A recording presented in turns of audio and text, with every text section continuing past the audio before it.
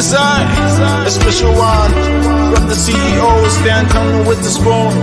And your boy, Friday the Southern Band, Charges on the beat. Told the spoon to get your information. Told the spoon to be part of my discussion. Spoon, spoon, spoon television. Spoon, spoon, spoon radio station.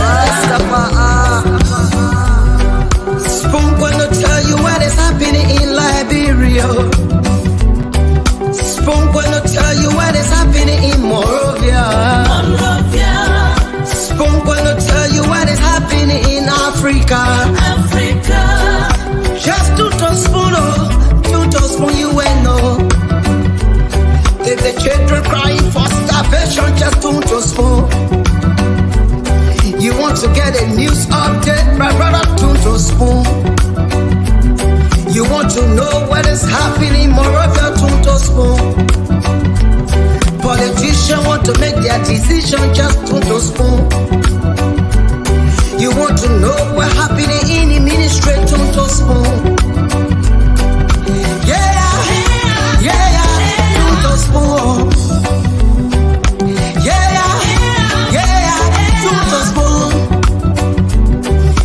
You from Vonjema, Maryland, to spoon. To spoon. If you eat kepa, gradually, my brother, to spoon. You got a spoon TV, you got a spoon radio, to spoon. To spoon. You wanna get a news update, to spoon. What? Yeah! Rastafari. Kilibamba, kilibamba, kilibamba. Kilibamba, kilibamba, kilibamba. What I want? Yes, man, you bad today. Spoon TV. Spoon. Yes, man, you bad today. Spoon. Beseku. Spoon TV. Spoon. Bada. Spoon. Skidibidi dabado. Spoon TV. Spoon Entertainment. Kuwa. Beseku, kudileo. Kuwa, kudileo.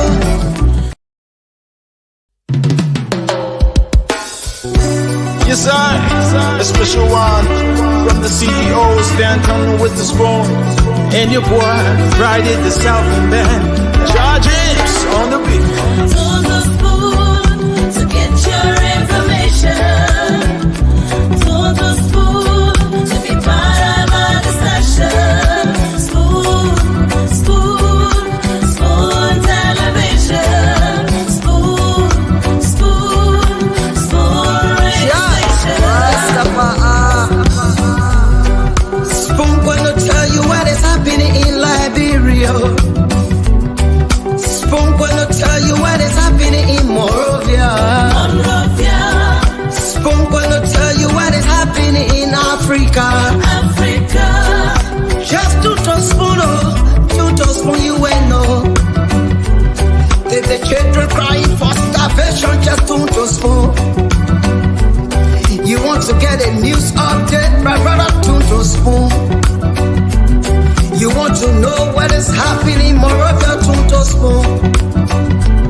Politicians want to make their decision, just to spoon. You want to know what's happening in the ministry, to spoon.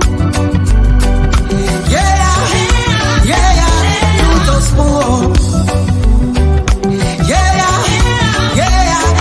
To spoon. You from Vonjema, Maryland, to spoon. To spoon. If you eat kepa, gradually,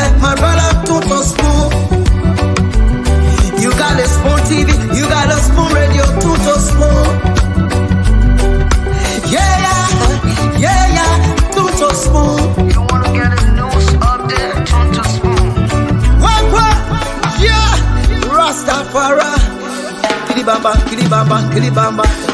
Kilibamba, kilibamba, kilibamba. What I want? Yes, man, you bati leo. Spoon TV. Spoon Yes, man, you bati leo. Spoon Besetu. Spoon TV. Spoon Bala, bala, bala, bala. Spoon Skidibidi, dabado. Spoon TV. Okay, folks, what a way to welcome you to another edition of the program Spoon Talk. We're here again. Of course, we're live on Spoon 107.5. Okay, that's Spoon TV on Facebook, I meant. We're live on Spoon TV. We're live on Fabric TV and also on Super TV or on Facebook. The program tonight is also live on YouTube at Spoon Talk Live. So we have the program being streamed on both Facebook and on YouTube. I want to say welcome to another edition of the program tonight. Spoon Talk is where you get all of the information about Liberia, very authentic information, because you get to have the chance to interact with the newsmakers. You ask them all of the tough questions, and the platform is just here to serve Liberians across the world.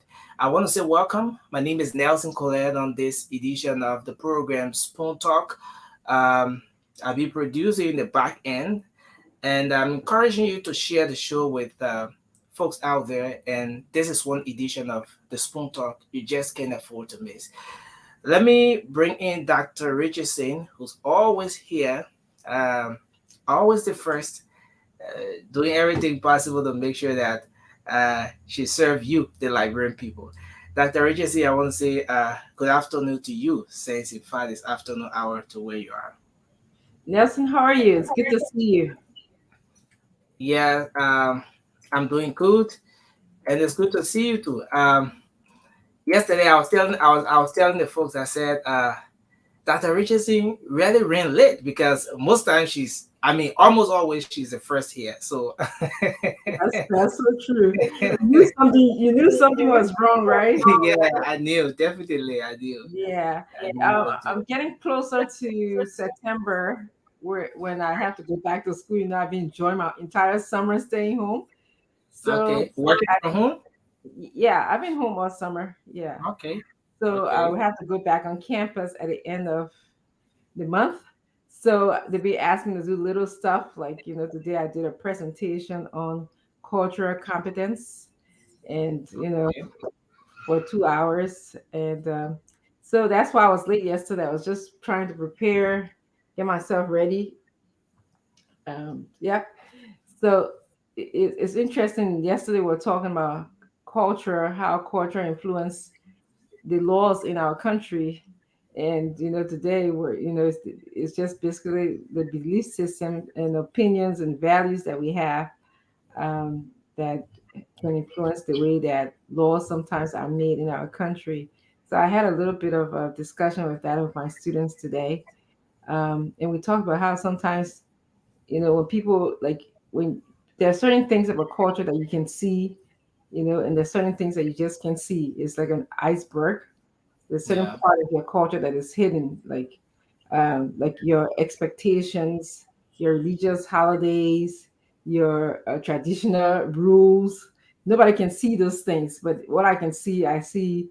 For example, you can see I'm wearing a hair tie. That's maybe a lot of my students pointed out that's not consistent with their culture here. So you can see those things about people when you talk about culture, but there's certain things about your culture that you just can't see. So it was good. It was really good today speaking. Yeah. As therapists, psychologists, you really have to be open and know yourself, basically, because anybody can walk into your office, and a lot of times you got to know your values and your own biases before you impose them on other people. So yes, it's going to be a good day today. We want to welcome everyone. I know Nelson is still trying to get the news together for us, all the big news that happened in the country. Take your time. If you're ready, let me know to get the news together. Yeah. Yeah. You ready? Yes. Okay. All right. Go ahead. Tell us the trending news.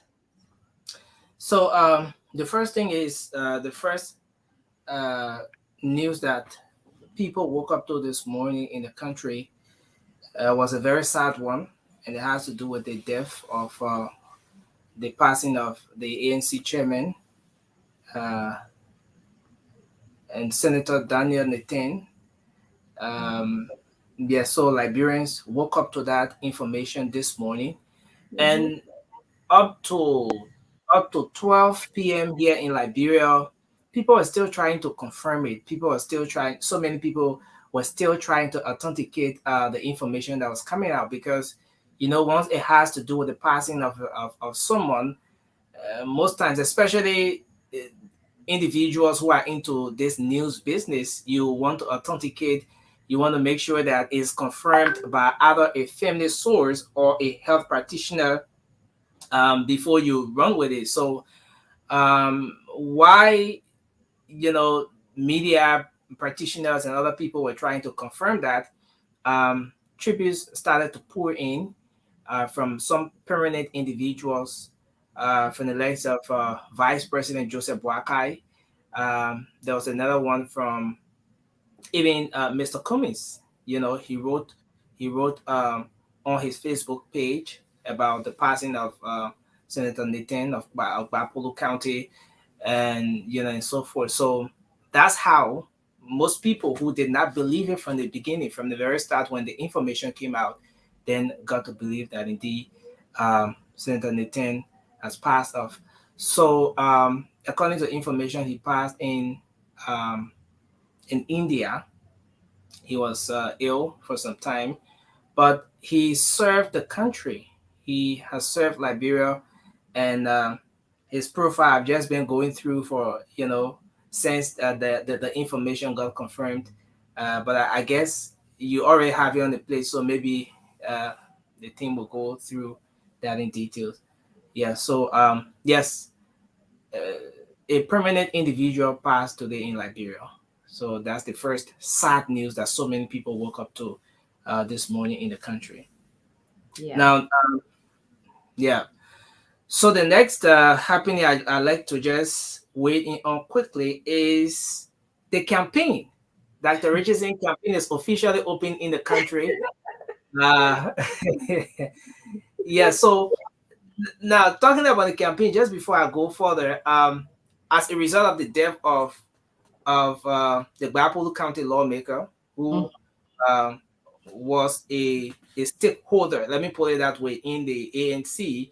Mhm. Um, Mr. Cummings Mhm. today let the public know that they were putting a 42-hour, hot on Mhm. most of the major activities of the CPP or ANC in honor of the lawmaker Mhm. or the chairman of the party. So now, why this is happening, the president was seen today campaigning heavily in District 8 Montserrat County um, as part of the official opening of campaign. So most people know that campaign officially opened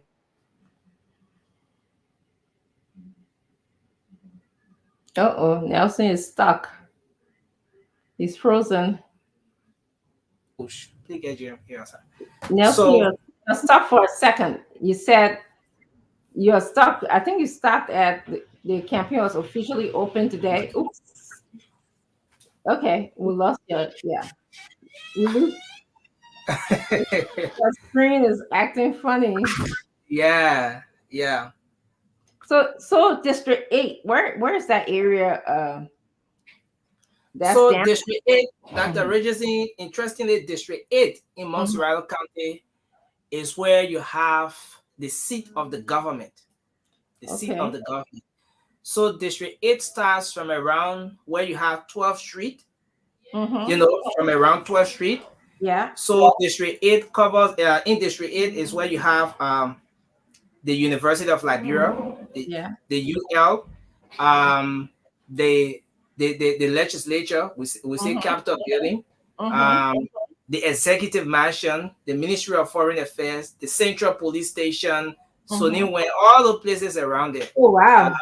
Yeah, so So that's a was he walking and shaking hands and kissing babies, or was he? What was he Oh doing? yeah, the president walked, briefly, and then later he went at where the program was. But one interesting thing that the Richardson is that we experienced a little bit of rain today at some point, somewhere around 1 o'clock here in Liberia.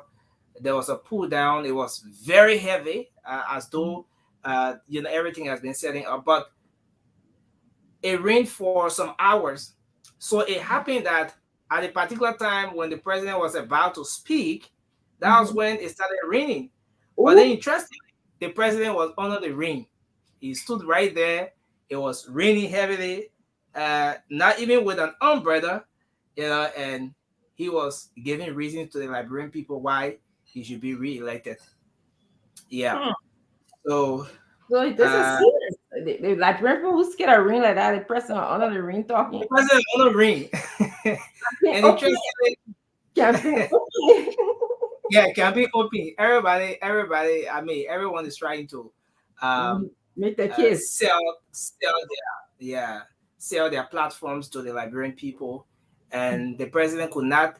Even the rain could not stop the president from selling his platform to the people of District 8 here in Montreal County today. This is So serious.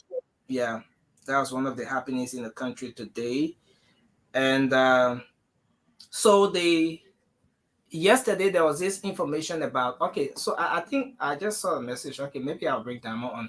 So yesterday there was this information about this police chief superintendent, the chief superintendent of police from Sierra Leone, Mohamed Toure, who was here in Liberia, and after being a ringleader of a coup there in Sierra Leone, and everything that ever happened. So there was a huge presence of the Sierra Leonean military here in the country yesterday, as we reported, and there was a process there at the Liberia National Police Central Office and at the court. And so what happened is that the Sierra Leone Authority have been requesting the chief superintendent of police, since in fact he is thought to be one of the ringleaders or a ringleader in that particular plan that was set up to get a coup coming about in the country and so forth. So there were different views on it. There were people who thought that he should not be released to the Sierra Leonean government, since in fact there was such an issue such as a coup, an overthrow of a government, as grave as it is. So he should not be released. But today, the government of Liberia confirmed that they released him to the Sierra Leone government. He was released to the Sierra Leone government. So Mohamed Toure is currently in Sierra Leone. And now, aside from that, the Sierra Leone government, there's also a video even on our page where the Sierra Leone government is having a press conference and also confirming that they now have with them in their custody Mohamed Toure. But what's going to happen to him next is what a lot of people are waiting and watching eagerly to see, especially considering the gravity of what he was being requested for which the Liberian government had to extradite him. So that's what even the human rights advocates and I believe their international partners are watching keenly to see. Yeah. I wonder if he applied for political asylum in Liberia.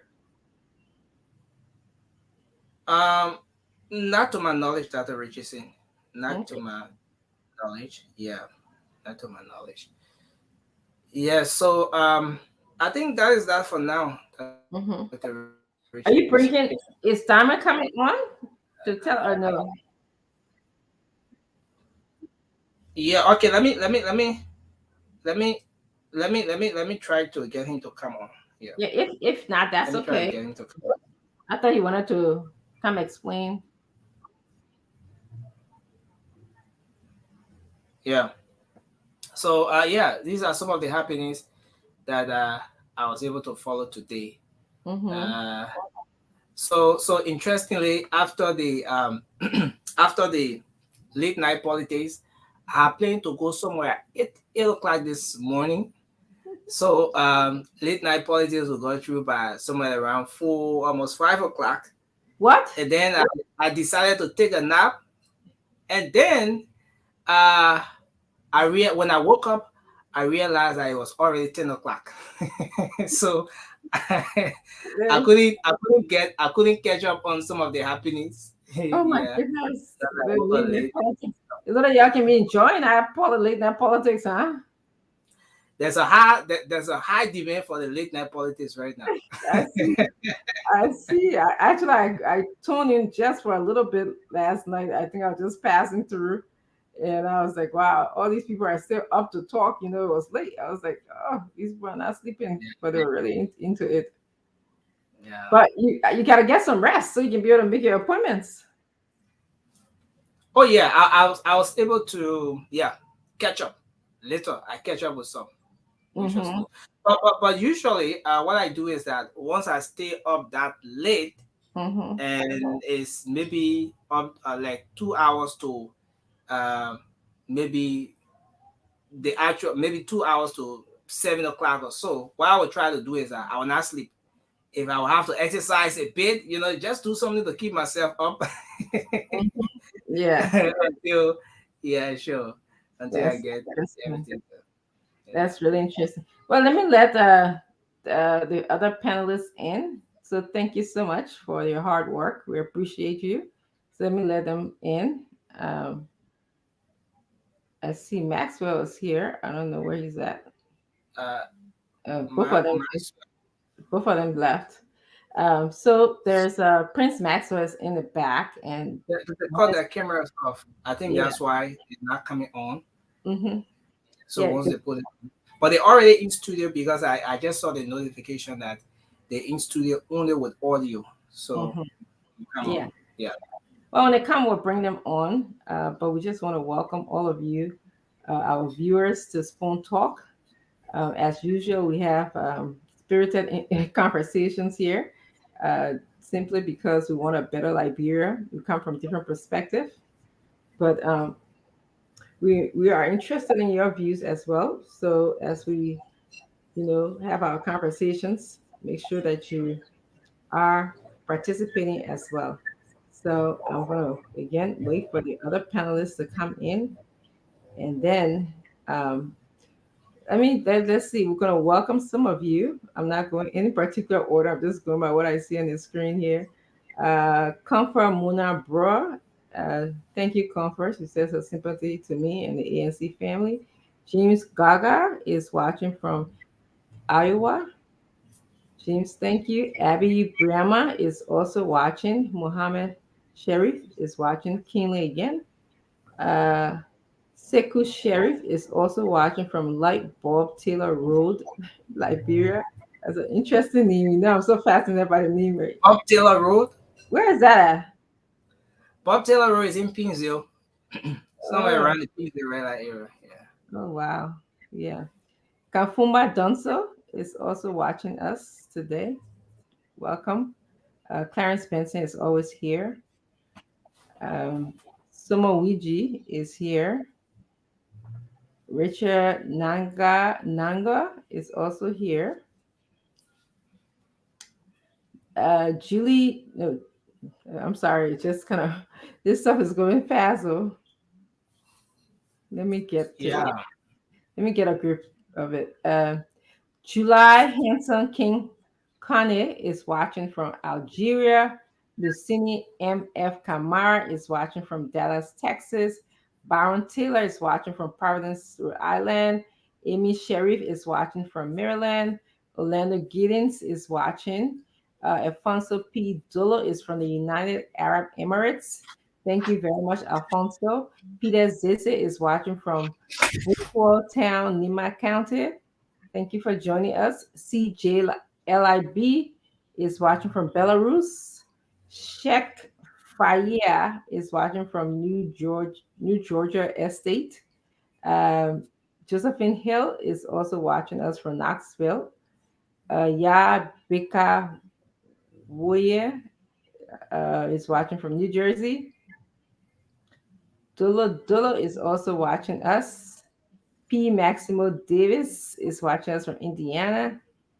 Um, Jerry S. Ferguson is also watching us. Clarence Benson is here. Um, Daniel Sano is here. How are you doing today, Daniel?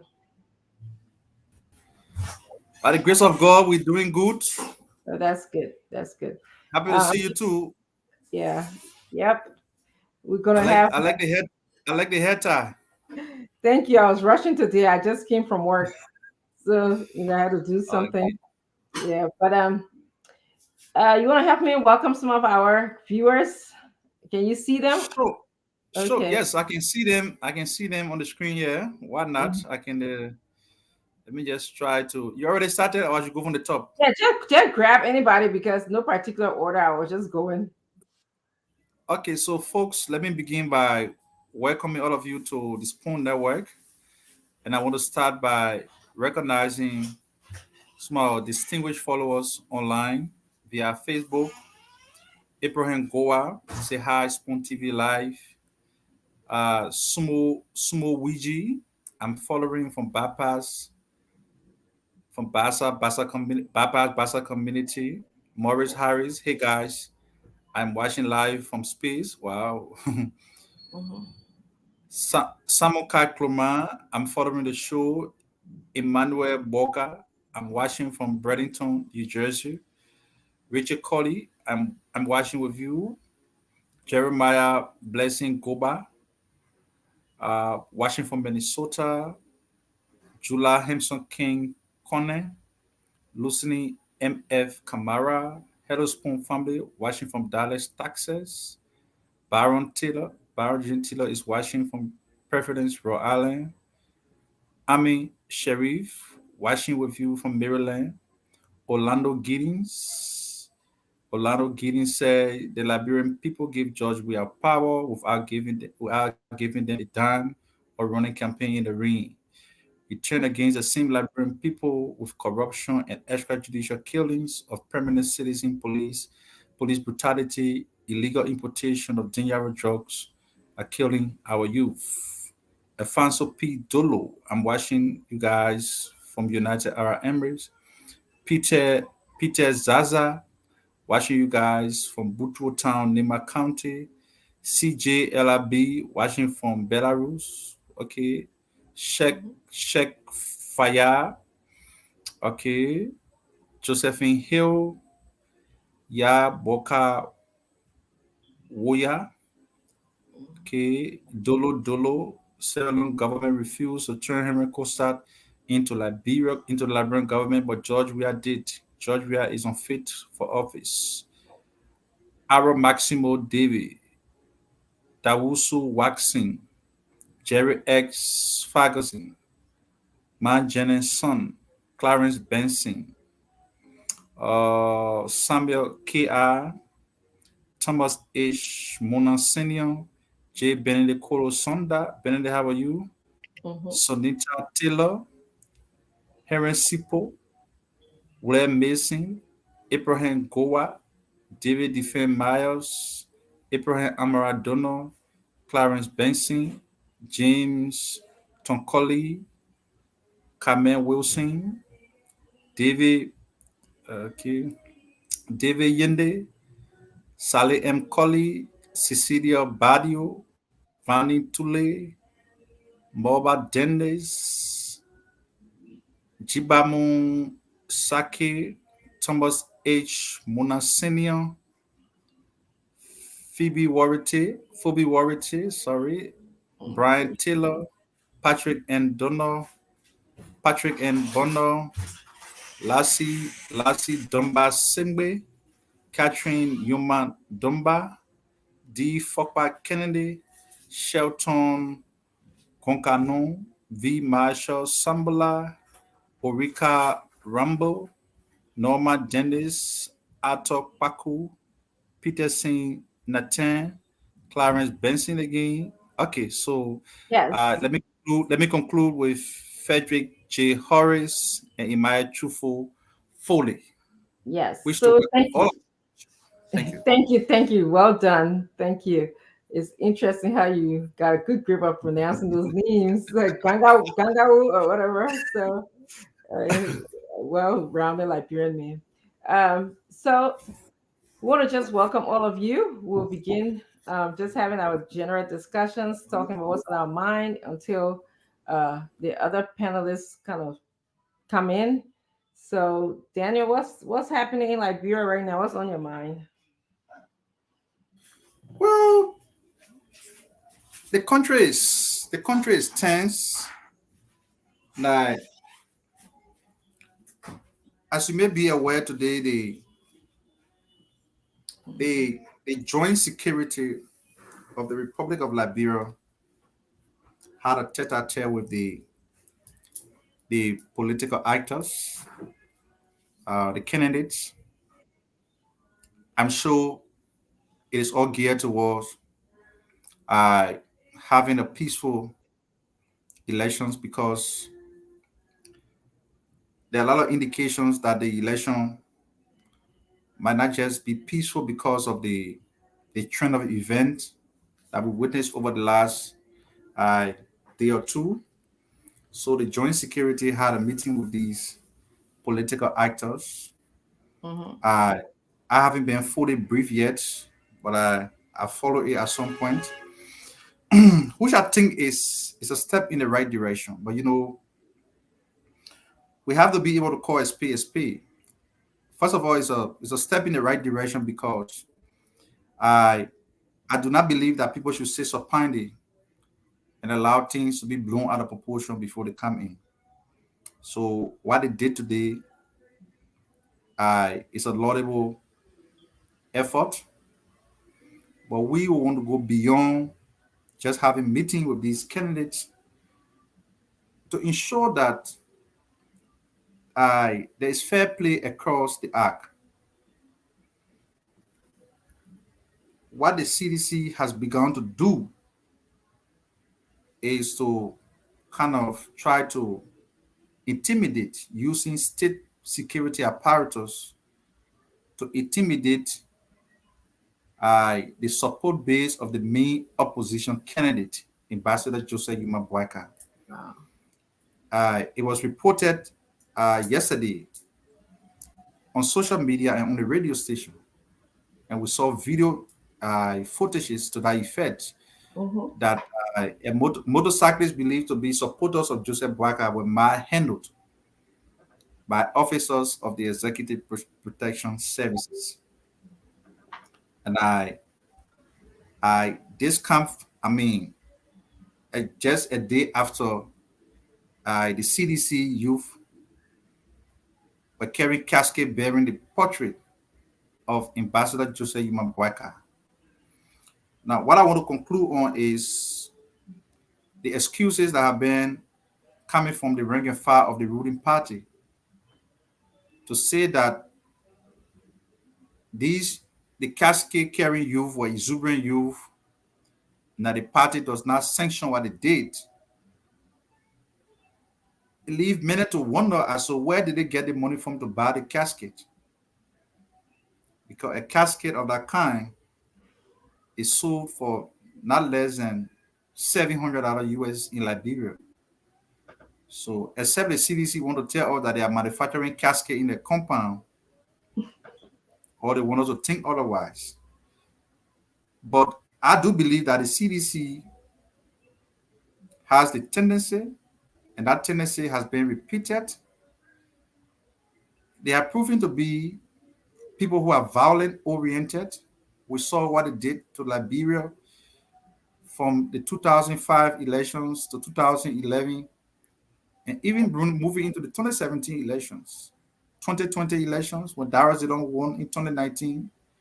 The institute, they carry out some violence activities at the headquarters of the Liberty Party at Caddy Junction, and all of these things. So the joint security should be what we call a spade a spade. It shouldn't just be people who will be reduced to talking sharp, because I do believe that At this point, the state has to take charge. When I say the state, there's a difference between the government and the state.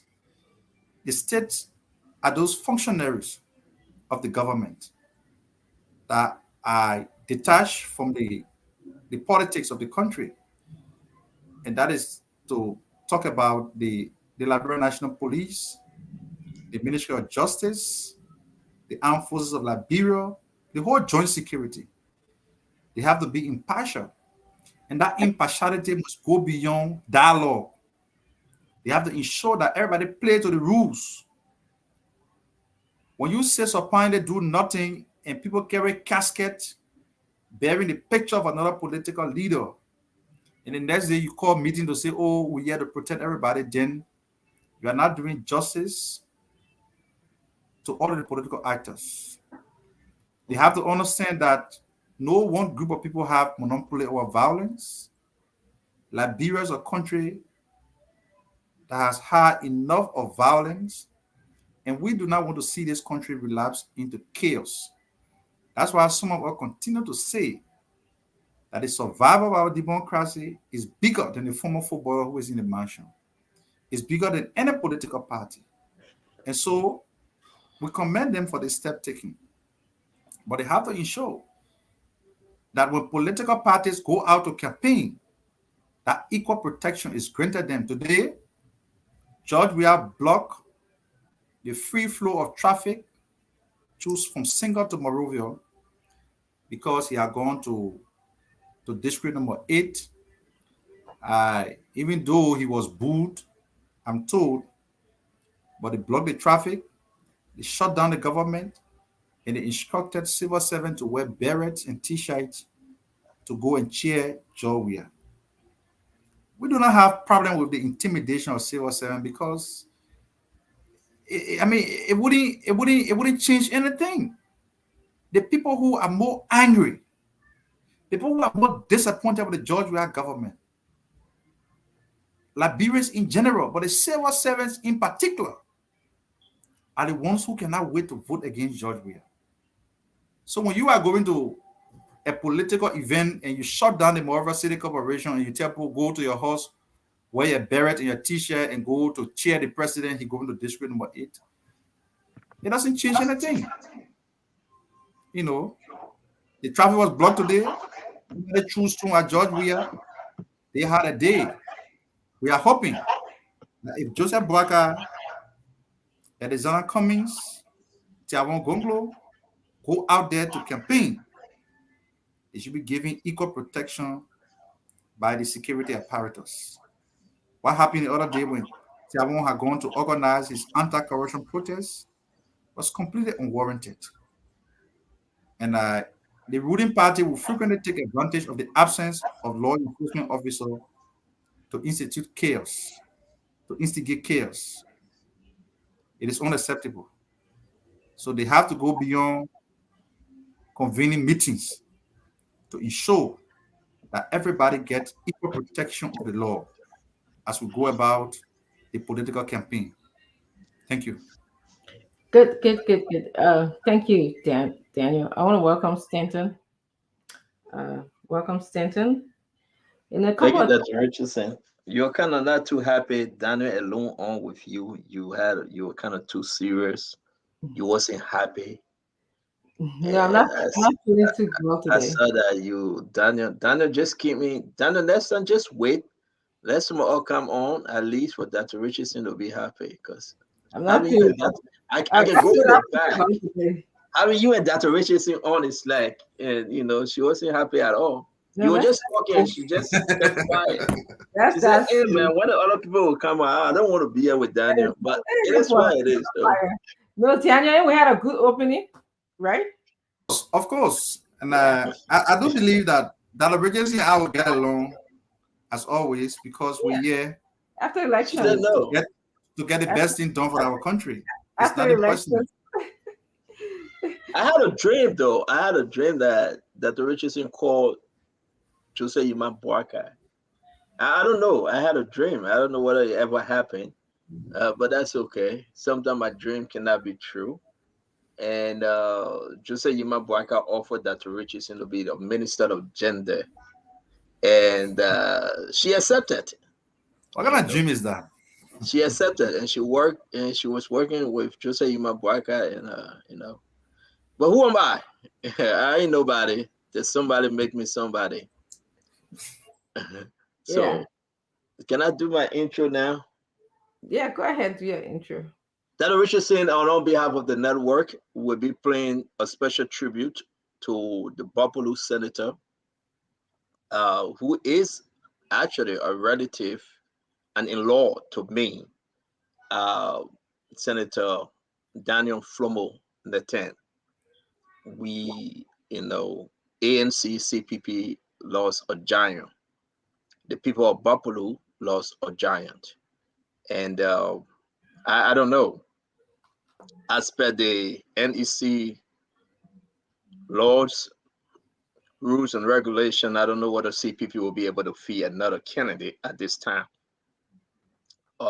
Senator Nathan Pass, we received the information. The family received the information, and I was told. So I woke up this morning, and then Fagon called me, and, But by then, folks were trying to confirm. So to you, Dr. Richardson, and the ANC CPP family, on behalf of the network, we extend our condolences, and to the family of Senator Nathan, who is a cousin to my father-in-law. Again, we are in this together, and we pray that the family remains strong.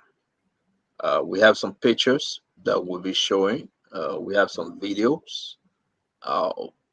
And again, politics aside, we were all wishing Daniel Flomo Neten God's speedy recovery.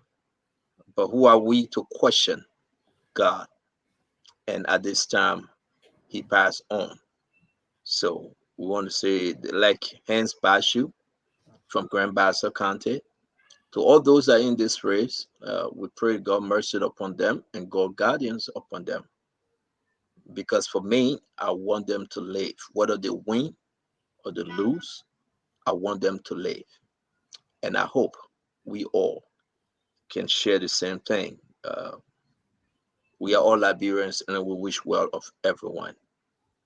So I make that my intro while we get the video ready to go ahead, show some pictures and some videos. We will play these things when the time comes. But it's a heavy time for the Nathan family, for cities, for CPP, ANC, and for the country. Whether you're opposition or in position, it's a heavy time for everyone. So therefore, we wish them God's peace. Thank you. Thank you. Our sympathy goes to you and your father-in-law and the rest of your family. So we're keeping you guys in our prayers. I think the sentiment is shared by the other panelists as well. All right, we'll go to Prince Maxwell then. So having said that, can we go to politics? And thank you before bringing Prince. What is on my mind is Other things there, right? Okay, sorry. no, yeah. Beside this issue, Okay, which I'm sorry. obviously we have to say, Okay, go ahead. let's discuss the issue about the Liberian government sent back the gentleman from Sierra Leone. You guys follow that story? The allegation that he wanted to overthrow the Sierra Leone government. 10 p.m., the Liberian government allowed 7 military vehicles into the country from Sierra Leone. 7 military vehicles they allow into the country to pick up the gentleman. We have the story, we have the information, and it was confirmed today in the press conference. And of course, we'll be playing that clip as well, that the Sierra Leone government has received the living body of the gentleman that was in question. We will be discussing it because did the government know his human right? Questions coming up. Why let President George Manneh we have to turn him over? Were his human rights respected? Did he file for political asylum? And this information we're going to be discussing it further today. What's the main reason President Weah succumbed to Sierra Leone government to turn the gentleman over? 10 p.m. at night, allowing military vehicle to enter the country to pick up the gentleman. We want to discuss this further. And also, I want to discuss what Daniel Sano was talking about. President Weah went under the rain today to gather the vote, speak to folks out there that they must vote for him. Something is happening. Since GMB returned to the country, President Weah is going under the rain. I don't know, but we got to discuss it as well. The third thing on my mind for us to discuss today is the bread and butter issue of our country. Have this government done enough? Do they deserve a re-election? That's my question for today. Have they done enough? Do they deserve re-election? Will you vote for them? Can you vote for them? Should you vote for them? After 6 years, what have they done? President George Manneh Weah, you think he deserves your vote? He can be under the rain, under the sun, but do you think President George Manneh Weah deserves your vote? We're going to open the phone line. We're going to ask the Liberian folks, do you think President George Manneh Weah deserves your vote? After it is all said and done. And that's what on my mind, Dr. Richardson. I hope we can have a wonderful show today and a quiet show. Yep. Thank you. I'm going to go now to Prince Maxwell. Prince, you want to tell us what is on your mind? Well, good afternoon to all. And once again, I'm glad to be here to stand up for the Liberian people. Most importantly, to push the vision and aspiration of Dr. Clarence Moniba, who has been doing a marvelous job at making sure that the issues that are concerning the Liberian people are heard in the marketplaces, in the attire shops, in the slum communities. I mean, everywhere he's been there, and he still continues to go to these places to push these critical issues, to open the minds and the ears of ordinary Liberians so that they understand that. Quickly, just to the issue of security in the country, vis-a-vis the issue of Sierra Leoneans in Liberia, the arrest, I will call it the arrest of this accused, supposedly asylum-seeking individual who has come to the territory of Liberia seeking protection from the Liberian government. We are hearing that he's been turned over to the Sierra Leone authorities. We are concerned about that because human rights is a key component of Dr. Clarence Moniba's platform, and he's very concerned about that as well. We are concerned about from the perspective of due process of the law. We are hoping that the due process of the law was considered to the fullest, all I's or T's were crossed before this was done, because Liberia international reputation and its domestic security is at stake if there is a misunderstanding or a miscalculation in this turnover. We would like to know from the government what the details were so as to understand future precedents that will be applied to these issues going forward. Also, Dr. Moniba is also very concerned, very and deeply concerned about the working conditions of nurses and police officers in the country, because they are also part of the national security umbrella of Liberia. The health workers are crucial. They are essential workers. We know that because they've been labeled that when the Ebola took place. So they have now become a crucial element of our national security. So making sure that they are okay in terms of their salaries and benefits, and their health infrastructure are in place. Dr. Moniba is very concerned about that. He has spoken to that on many occasions. And in many areas of his policies, he has been very clear in terms of job creation and women empowerment and health.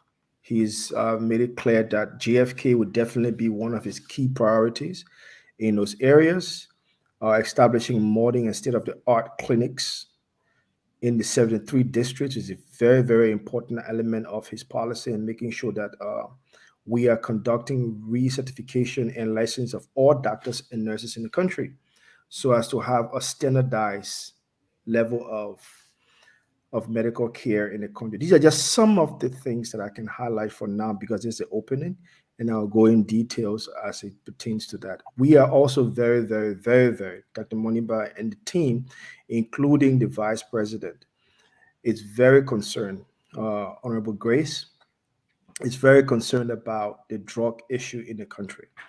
We know fully well how the issue of drug can damage our entire generation. This is not the first time we've seen it. We saw it happening in the 70s. We've done research, we've done studies, there's been statistics going on. We know fully well that countries like Liberia that are susceptible to becoming narco state where gangs and major operations who are in the have the possibility of financing small arms here and there can infiltrate Liberia, use Liberia as a springboard for illicit drugs into Western countries and Asia. We know that it's happening in other countries around Africa. So Liberia has been tested, and we know that these things are continuing to try the effort in this area by also infecting our youth with drugs and increasing in crime as a result of that. So these things are things that Dr. Moniba is very, very concerned about. And he's already started speaking to these things and developing better mechanism to address them. So as we go along, I will dive deep into this issue so I can bring the mindset of Dr. Moniba and his vice president to the Liberian people and the 65% of the youth that support him greatly at this moment. Thank you. Thank you, Prince. So a few things that I'm concerned about. I want to condemn election violence. I don't think that it is necessary for anyone to rig the elections. Let have a free and fair elections in the country. I did not like hearing the manhandling of some of the supporters of the Unity Party. I think that should be taken seriously, because if that can happen to supporters of Unity Party, it can happen to any other party. I have some concerns about the security apparatus meeting. I think I share the view that they need to start taking action than meeting all the time. And I'm recollecting when during the registration period, we had the situation of the young woman who was predominantly registering CDC members. For me, what happened? What was the punishment? Did she get punished or did she let go? And I think if we start to have people pay a penalty for their behavior, maybe that will discourage them from engaging in violence. I want to just the whole idea. I think Daniel, you talked about the civil servants not working today. Disturbing to me, because so if you had a business to conduct at one of the government agency, you just couldn't do it because nobody was available. Yeah, it has become a normal routine for the CDC government. They shut down the other day when they had a Blue Day rally. They shut down the whole government. They instruct all of the civil servants to wear T-shirts, and they even going beyond that. They're taking their voter card series number as well. That's their own way of coercing them to be a part of the CDC. Yes. Folks from the Bureau of Administration Agency are now forming auxiliary of the CDC. That's how Ah, bad the system is. that is a blur line for me between politics and civil servants, and yeah, very blur. Uh, and then I wanted to touch on the police officer who was returned, or the servant worker who was returned to Sierra Leone. I wonder, had he applied for political asylum in Liberia? If he did, how do we return him to Sierra Leone? We definitely, usually when you go anywhere, you apply for political asylum, they're supposed to respect that. So I don't know. We'll wait and see, let the story unfold, and then we can go into further discussions about it. Certainly, he seemed to be fear of some kind of persecution. That's why he ran to Liberia, and that's what political asylum is. If you fear or um, experience persecution because of your political opinion, your gender, your race, your religion, certainly you can get some kind of safety somewhere. I'm seeing that. Thank you guys. Many of those people were telling me that the lady who did the registration of CDC members is dead. Thank you for sharing that information. I really didn't follow. I saw it, but I don't tend to believe what I see on social media. I like to have it confirmed and verified. Uh, Lastly, I wanted to share what Mr. Cummings attended a summit of farmers this past week, and I was really impressed by the way that he spoke about farming and wanting to move Liberia to a more agriculture-based society. He recognized that we are currently depending on the input of goods into the country, and he told the farmers that when he does become president, when if God blesses him to become president, those are his words. He's going to definitely explore large sum of land where farmers will be able to use mechanized farming instead of what we are doing right now, mostly the slash and burn farming. He talked about utilizing the modern technology. In fact, even seeds that now tend to uh, bear more easily or faster than the current seeds that we have now. He also talked about fixing the healthcare and the education system in that speech that he talked about. So I'm all in for mechanized farming. I think too long we've been depending on other countries for our survivor. So having us move to agriculture base and utilize the land space, the weather that we have in Liberia is welcoming. So we're just doing our opening thoughts, guys. Welcome, Miape, welcome, Mame, welcome. So you guys, I don't know who came in first, Mame or Miape. Miape, you came in first. Yeah, So Miape. tell the comrade go ahead. Okay, go ahead, Miape. I beg you, Dr. Richardson. I had to step aside before Cole come in. The family of the Sierra Leonean gentleman that the government sent back last night, they just called. They want to speak. They have given me a lot of information. One of the in-laws. So if you are speaking, we have to interrupt you. Please consider. One of the information are yet to be verified, but the family just informed me that this gentleman been in Liberia for the past 2 years. He been residing like in Liberia for the past 2 years. And they are now concerned about their family members into the custody of the Sierra Leone government. They cannot hear from him, and they cannot confirm whether he's still in the custody. I just want to say that, and also breaking news. Also, I think you have seen it. The overthrown president of Niger, President Bazoum, he has been released after signing his resignation. They released him.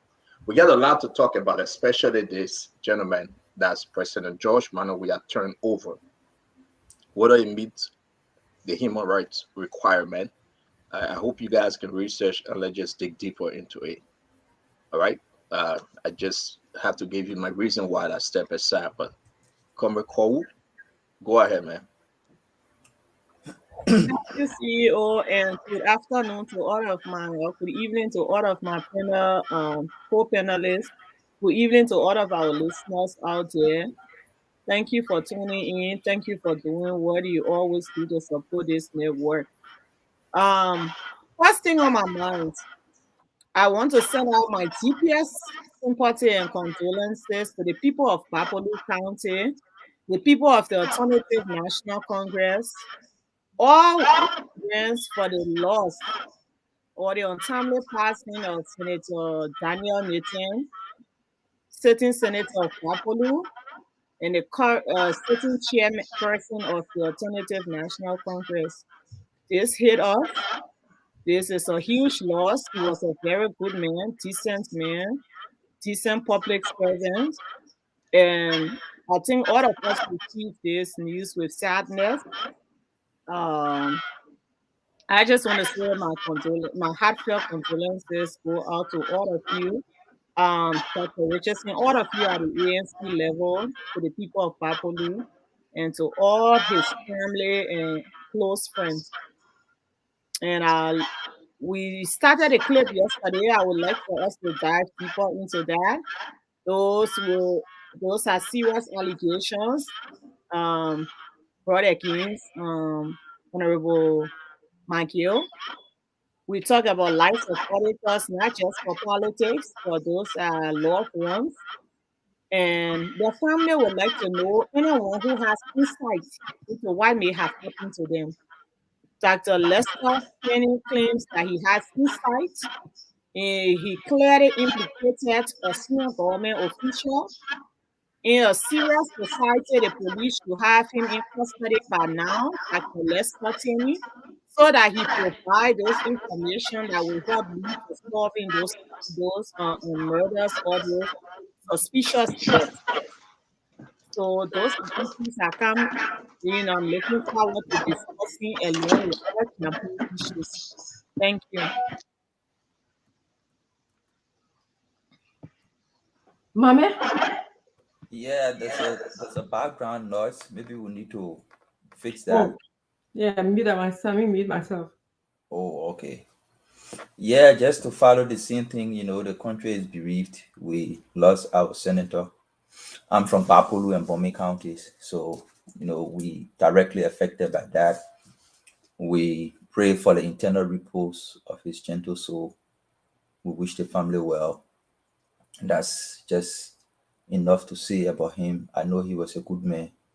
I worked with him very briefly when we were pushing the legislature to see reason to stop or to reverse an amendment that they made to the petroleum law. We talked extensively about it, orientating him on the law that was passed by the Senate and actions that they could take. So we regret his loss. We pray that the family will have strength and to move forward. That said, I just wanted you guys to know that he's related to Stanton as well. He's the in-law to Stanton. Oh, okay. Oh. Stanton, sorry for the Yeah, but thank you guys. Thank you. Yeah, we make that announcement. Thanks. I wanted to start on what Mepe ended on. That the Lester Kenny is not an ordinary person. He's a member of the CDC. We all know that. But beyond being a member of the CDC, Lester Kenny is an independent thinker. We listen to him saying publicly things that warrant the attention of the national security actors. Not necessarily that they are evidence, not necessarily that he has evidence or he has proof, but to bring some sanity to how we engage, in our politics. It is possible that Lester has facts, pieces of evidence to show, to justify the correlation that he drew between Nathaniel Magay as Minister of State and death of auditors. He drew that correlation very clearly. He knew what he was saying. We think the police and the state security should be able to invite him for additional information. Since, in fact, the auditor died, there are now being closure of those situations. So now that an official of government, dean of the business college of the University of Liberia, an executive of the CDC, will come up publicly and make the statement that Lester made, it warrant more inquiry. We will speak about it. We'll continue to talk about it. We are going to election. We know that there are intentions to get rid of people. And if Lester could be a resource person to provide additional information to the police, we can use those pieces of information to guide ourselves as we move forward. So I just wanted to stretch on what Premier Pat elevated.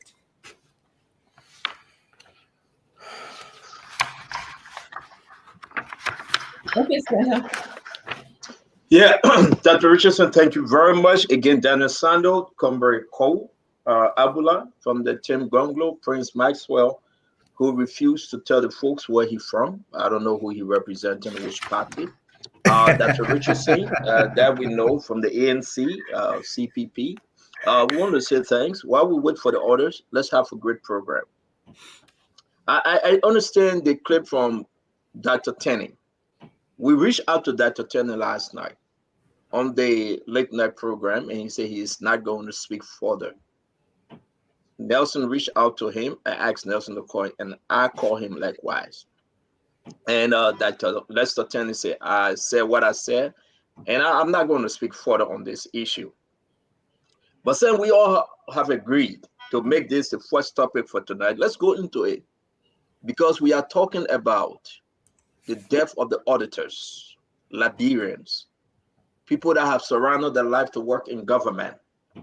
And the allegation on Nathaniel Fallow McGill, that since McGill left the government, people stopped dying. That's huge. Who is Nathaniel Fallow McGill, or who was he in the government? And if we ask, yeah. Okay. You couldn't leave out? All right. All right. So who is Nathaniel Fallow McGill, or who was he? When you talk about President George Manawia, that's what actually last night, those boys then went all over. Let's play exactly for this audience, people that listen to us. Let's play what was said. Let's remind them again. And then we'll reach out to you guys to speak. Did Lester Tenney say the government have something to do with the death of those folks? President Weah has something to do with it. Samuel Twere, Norris Twere. Did Lester Tenney say them all, including Nathaniel Fallow McGill? I reached out to Nathaniel Fallow McGill, but the time different. When he called me, it was 3:46 a.m. in the morning. I couldn't answer my phone. And I will reach out to him again. This is big. Let's play the clip, folks. Let's listen to Dr. Lester Tenney. That the future of this country is not in the hands of CDC or George Weah. It is in every one of us hands.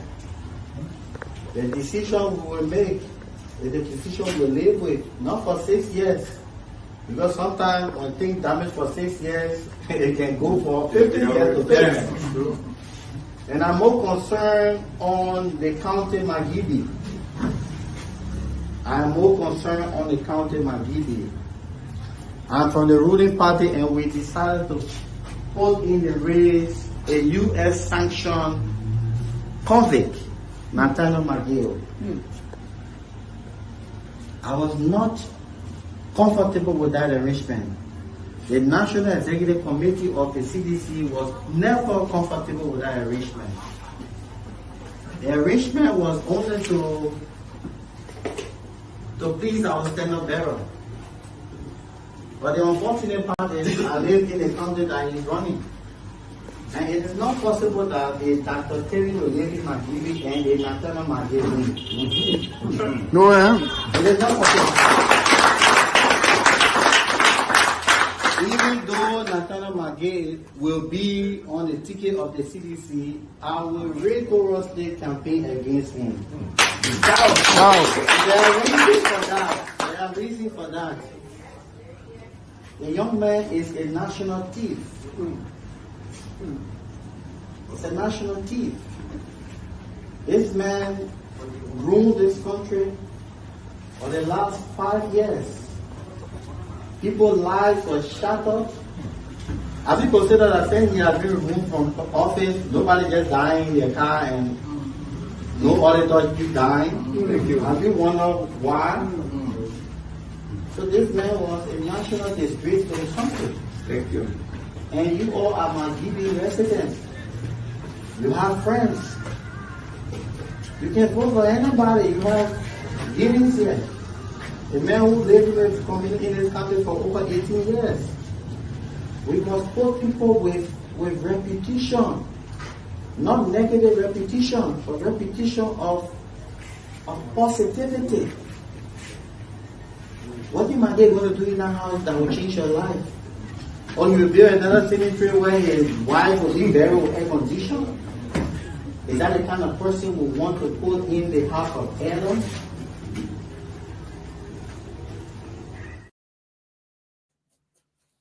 So let's do this thing. Because this is very important.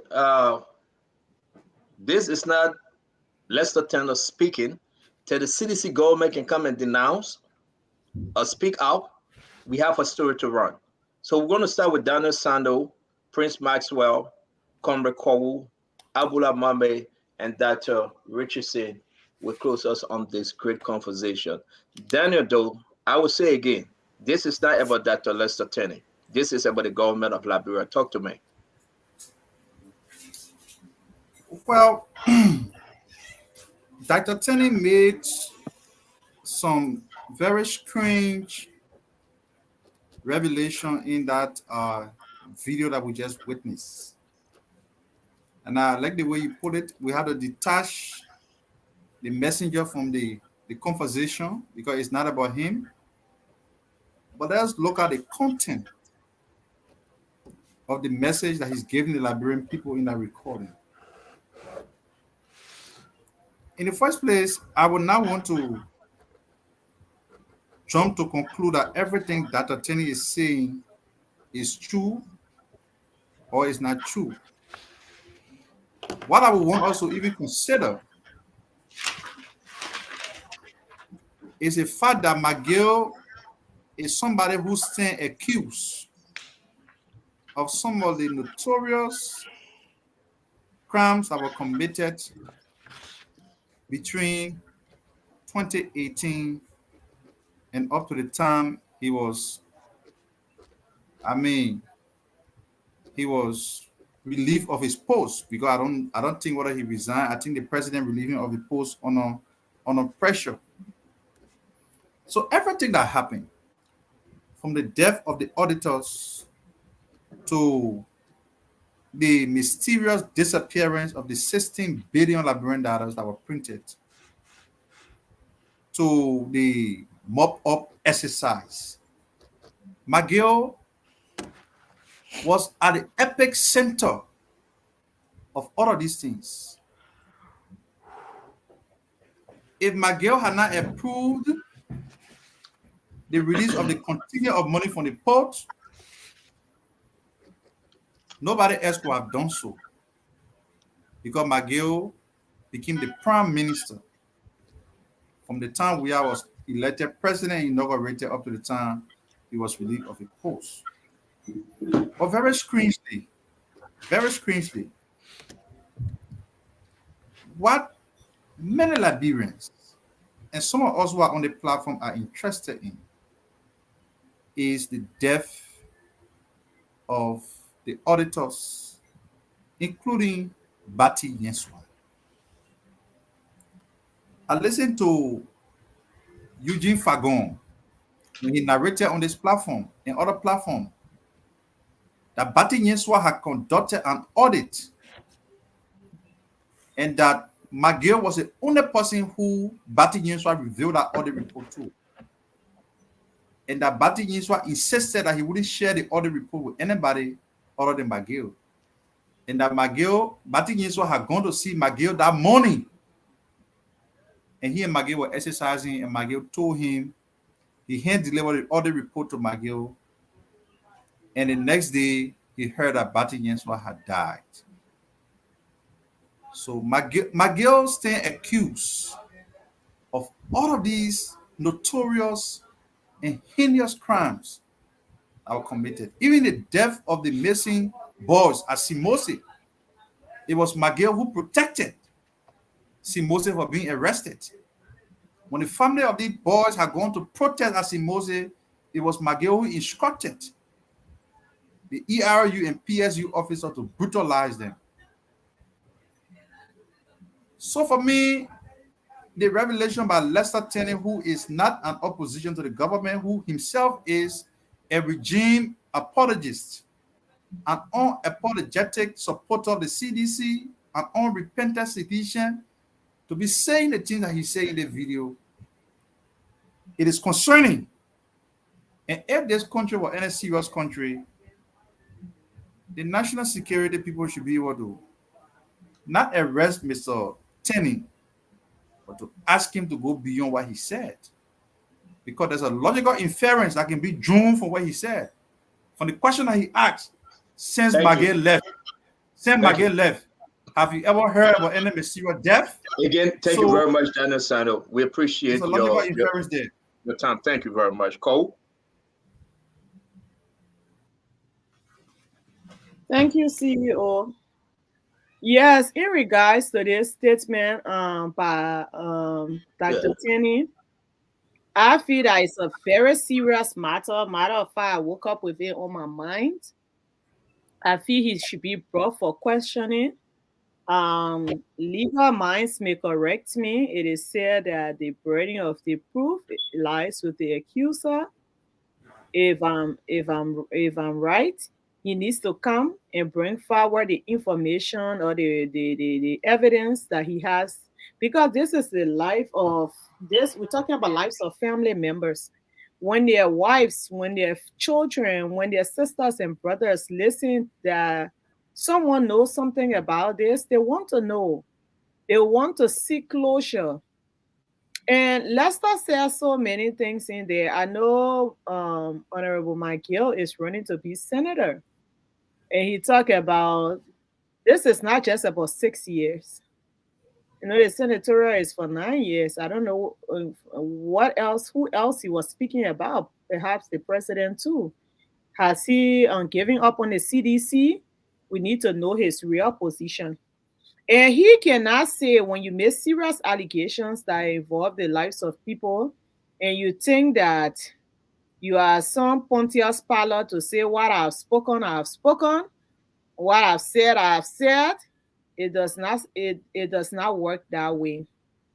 I feel that this is an indictment from within. I feel that he should come out and answer to this. We should continue to mount pressure. It is on all of us to ensure that there is justice. We should continuously mount pressure on this matter. As Daniel said, this man is a zealot of the party. It's not just anybody. He's an educated guy. He's dean of the business college. I don't think he would just speak with our souls. So this is important. I think the families are listening. And I'm also asking the government of Liberia to step in and asking for questioning. I think the police should call him up. If he made this statement and was applauded, and he confidently said the things he said, he should be brought to questioning so that he provide more information. It is not what he feels like doing at this point. He has spoken about the lives of people that were lost. The government has the right to hold him accountable to what he said so that the information provided can help bring closure to the families. So, like all of you, I'm sure we all want the same. Let Dr. Lester Tenney come forward. If he cannot come forward, let the government bring him forward so that he can provide information for the families and for all of us. Thank you very much, Cole. Abula? Yeah, it brought us around people's life. One of the deaths that really caught my heart was the death of the fellow from the Central Bank of Liberia. Very professional, principle-minded man. The story goes that, and he died at the time they were conducting the audit of the 25 million mop-up exercise. He was the head of the department responsible to disburse cash. He had opposed the decision to take money from the bank and take the money changers in the street. And he insisted, he decided to excuse himself from the entire process. So he accused himself and allowed other people to do it. When it backfired and the audit process started, there were indications that he was ready to speak to the auditors. Driving home, he died in his car. Strangely, Liberia law says when you find body on the street, if the family doesn't pick it up within 72 hours before the government can touch it. So many times you see body lying on the street. But for this case, just as he died, the government police took his body to a funeral home without the family consent. But Lester Tenney's statement, there's another side of Lester Tenney's statement I wanted to look at. Lester said McGill was included on the ticket to satisfy the standard bearer, to satisfy George Weah. So he went further to say that number of people dying have reduced since McGill left the ministerial position. If the president is so much protective of McGill to the extent that he can go against his party to ensure McGill gets on the ticket, then there is also an inference that everything McGill was doing, the president was in the know. And that's the reason why he can even bend back forward to ensure McGill gets on the ticket. And there has been a trend that I want to highlight, where when there are instances where the president is connected or people close to the president connected, nothing comes out of it. One, the diplomatic passport saga, that our passport were in the hand of money launderers and other people. Under the Liberian law, only one person has the authority to issue diplomatic passport is the president. What the president does subsequently is to authorize the Minister of Foreign Affairs to issue diplomatic passport, so that two people will issue diplomatic passport. The president, which obviously will not go be signing document, but it will meet the consent to issue diplomatic passport, especially to consulate. So diplomatic passport in the hands of criminals arrested in the US, up to today, no closure. That's one example. To tell you how when there are instances where the president is connected, you don't get closure of those investigations. So we can talk all we talk, we will push the police, but even if the police calls Lester Tenney, and Lester Tenney explains and provide evidence, the police will not move forward because, as Lester Tenney said, the president went against the party's position to include McGill on the party's ticket. So it tells you the connection. Let's keep highlighting it. Let's keep pushing it. Because family people who sitting and seeing that their family died, they are crying. They are in pain. And nothing is coming out of it. We can keep talking. Hopefully, maybe they will take action. But I doubt they will do, because the president is one way or the other connected to what happened and will not allow an investigation to unearth it. Thank you very much, my man. Thanks. Prince? Stanton, let's bring this conversation back to earth, where it actually belongs. This discussion we are having here today is a discussion of those people who have damaged Liberia and who continues to damage Liberia. Those people that have continued to damage Liberia. Those are the people we're talking about here today. People like Prince Wyatt Johnson. I mean, we can put Nathaniel McGill name in that basket as well.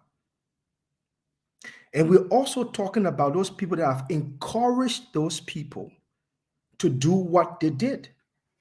People who use loud microphones and platforms and podiums to support these very people.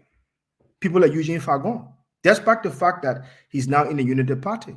There's no hate on him. But Eugene Fagon was a big mouthpiece protecting Nathaniel McGill. And all of a sudden, we see today, he's in the Unity Party camp. These are the things that we are talking about. These illicit support that people like Fagon was pushing when he was on the other side, in the darkness, figuring out how to manipulate the minds of Liberian people, saying directly to our faces, the young people faces, that no such thing can be mentioned of someone like Nathaniel McGill, or in his present case, no such thing can be mentioned of Prince Wyatt Johnson.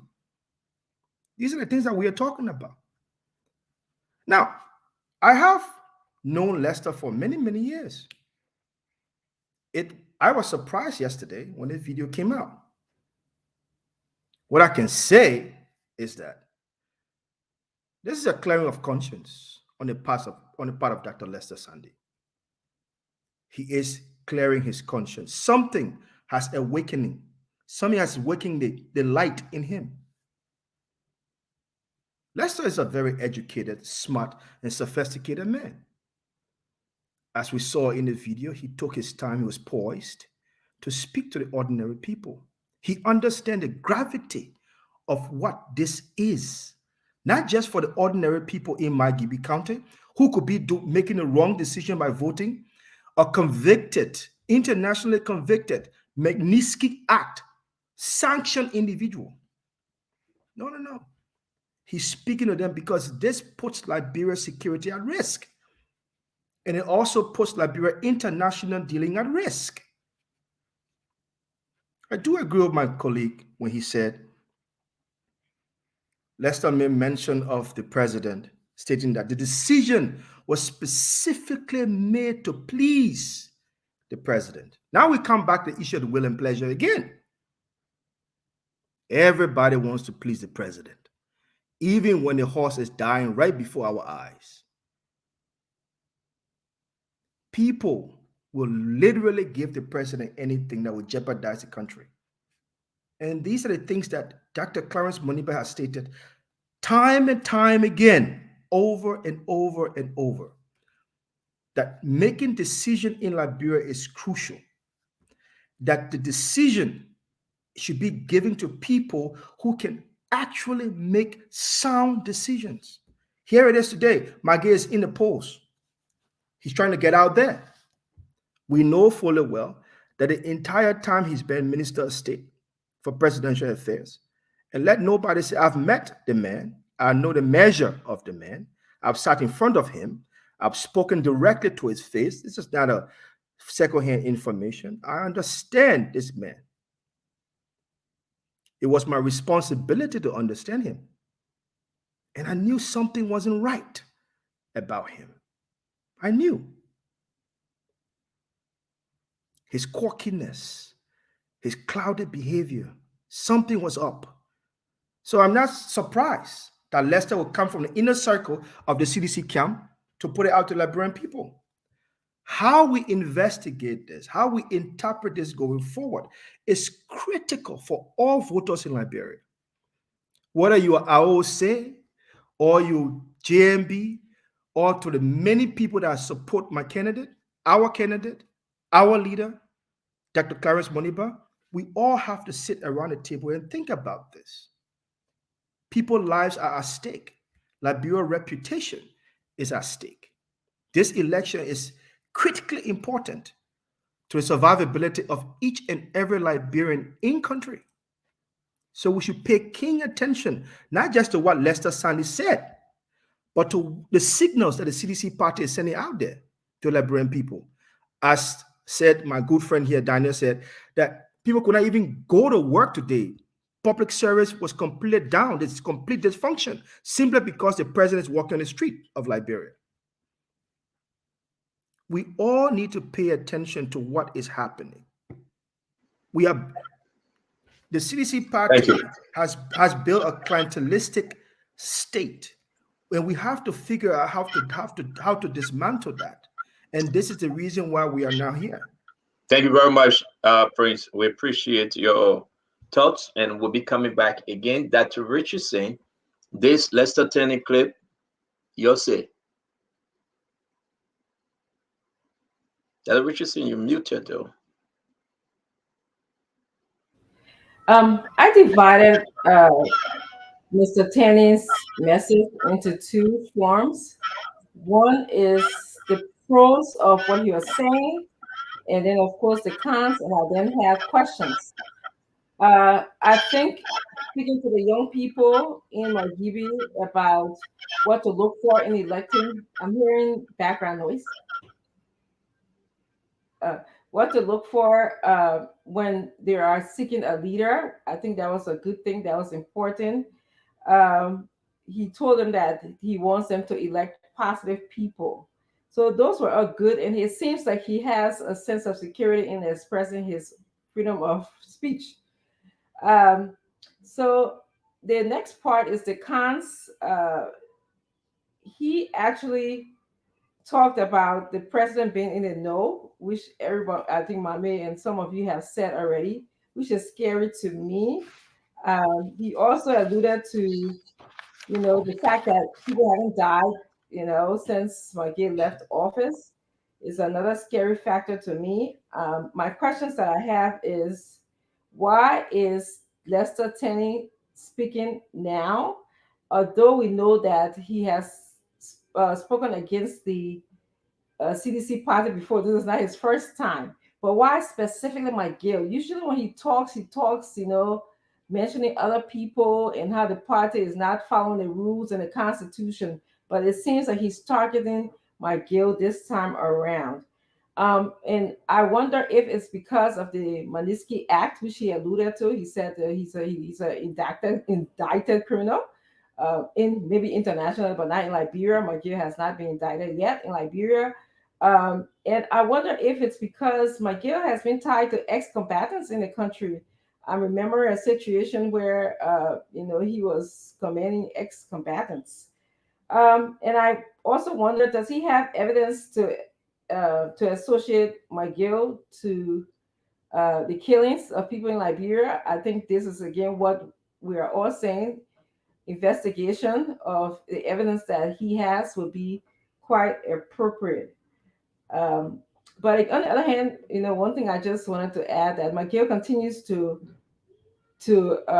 promote corrupt practices. He was just in his county maybe about a couple of months ago saying that at least when people see the money, they are investing it in their county. So, I just find that interesting. That's what I have to say.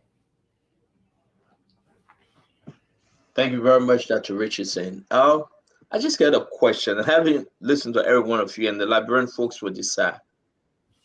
Anyone here believe what everything Lester Tenney said? Dennis Sanders, do you believe it? But that's what I said. I said my focus is not on whether I believe it or not, because I think the content of this video that was played here is basically a confirmation or a repetition of the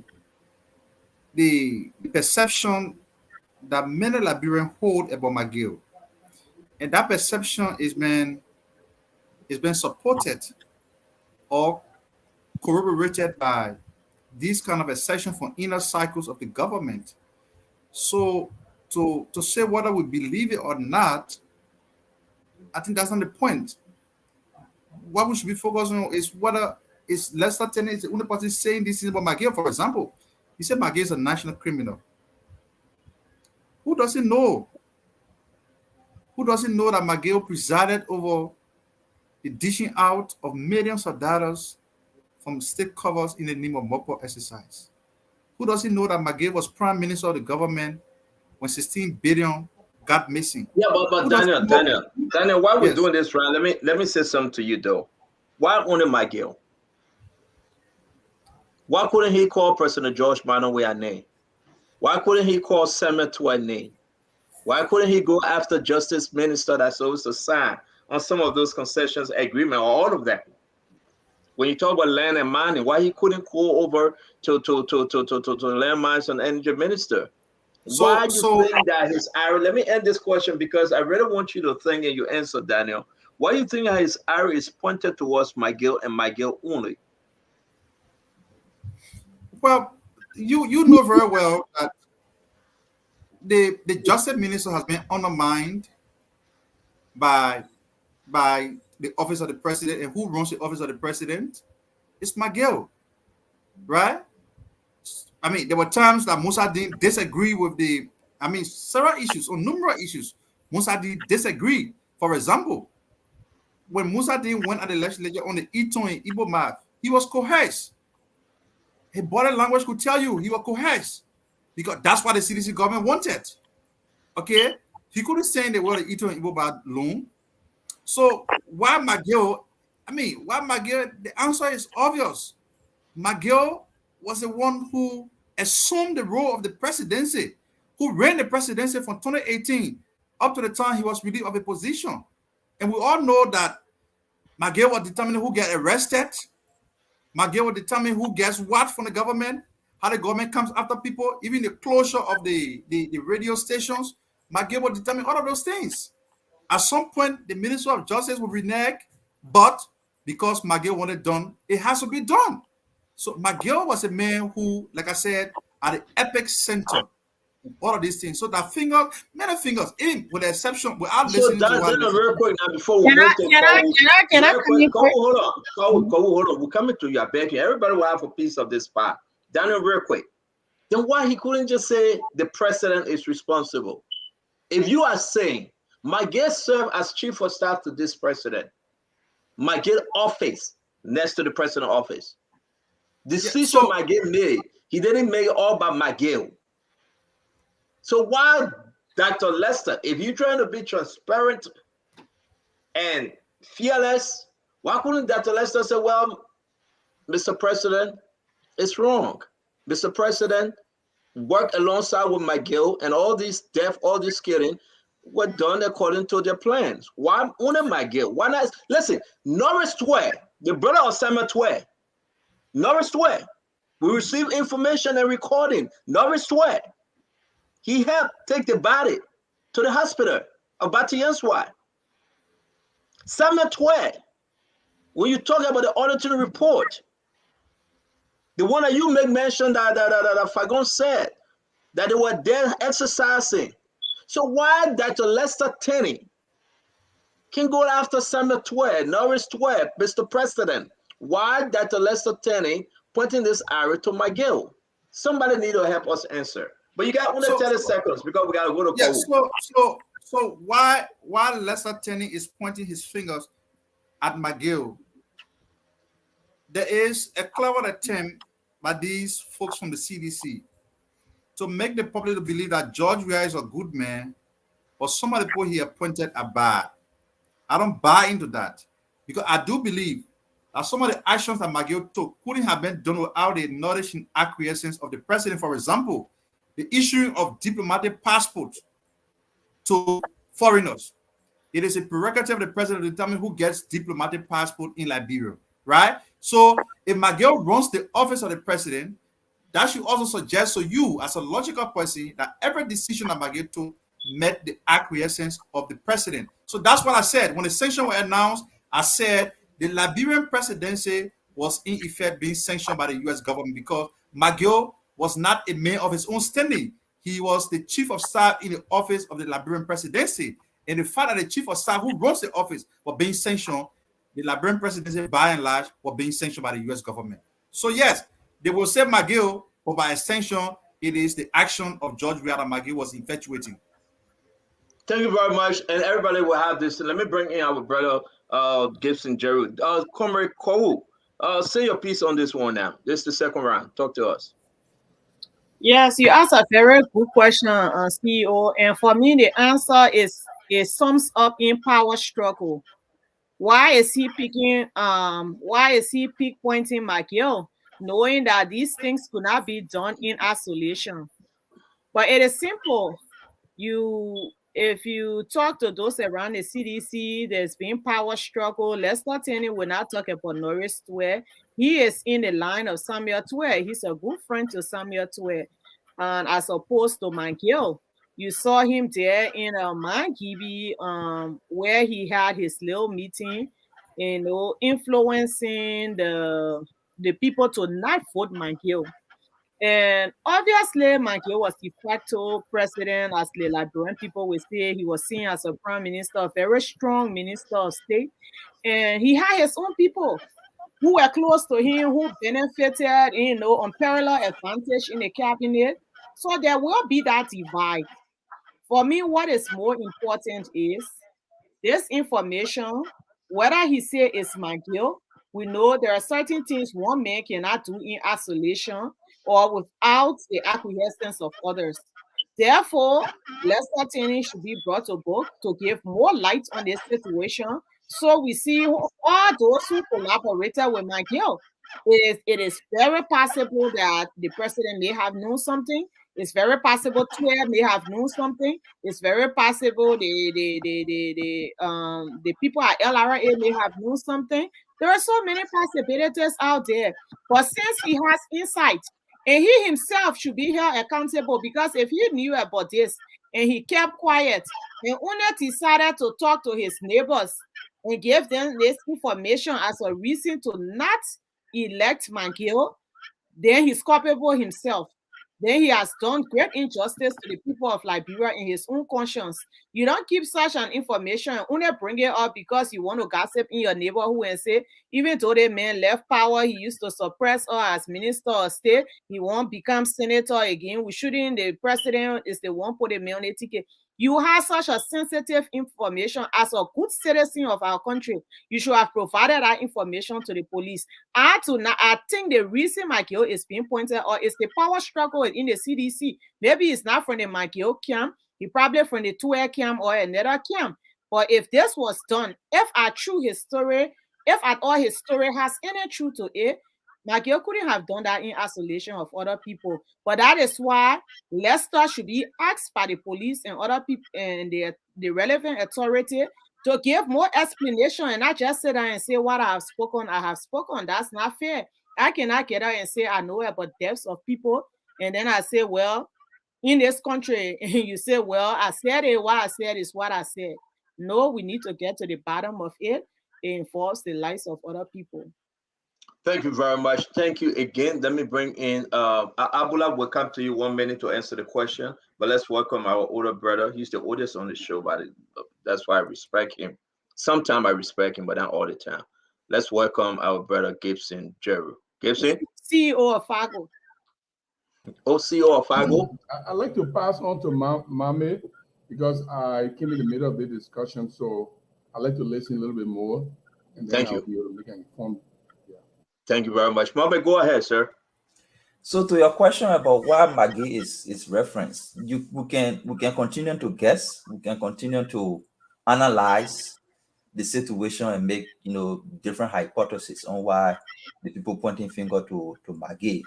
But tacitly, Lester said it. He said the mayor is running in my county. Under no condition I can be here and McGill be senator. So there's a personal attachment. He's a resident of the county. McGill wants to be senator of the county. He feels that somebody who has been involved allegedly into the death of others cannot represent him. It's not a representation of who he is. He thinks that somebody who is indicted by the U.S. government for criminal facilitation or involving criminal activities is not a representation of him as a person. So that could be a good reason to see why McGill was highlighted.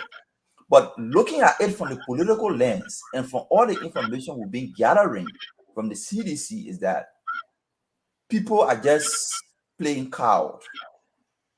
They've realized that George Weah is not able to lead.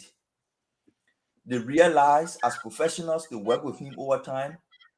He doesn't have the bandwidth to sit and discuss critical issues and make critical decisions. So they're getting tired. They're finding their way out.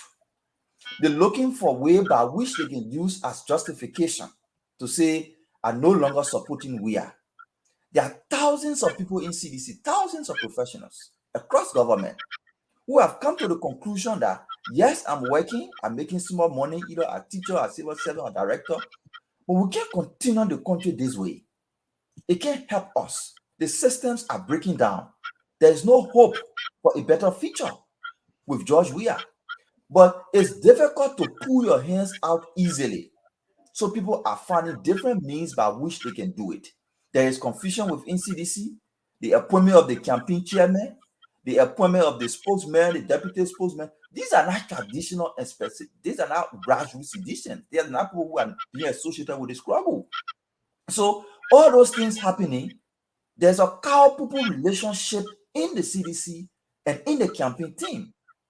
People trying to pull out of it and they finding ways by which they can do it. This could be Lester Stanley's strategy to get out of the mess. And several other people have different ways that they're using to get out of the mess. This could be Lester Stanley's strategy to get out of the mess. So let's watch and see.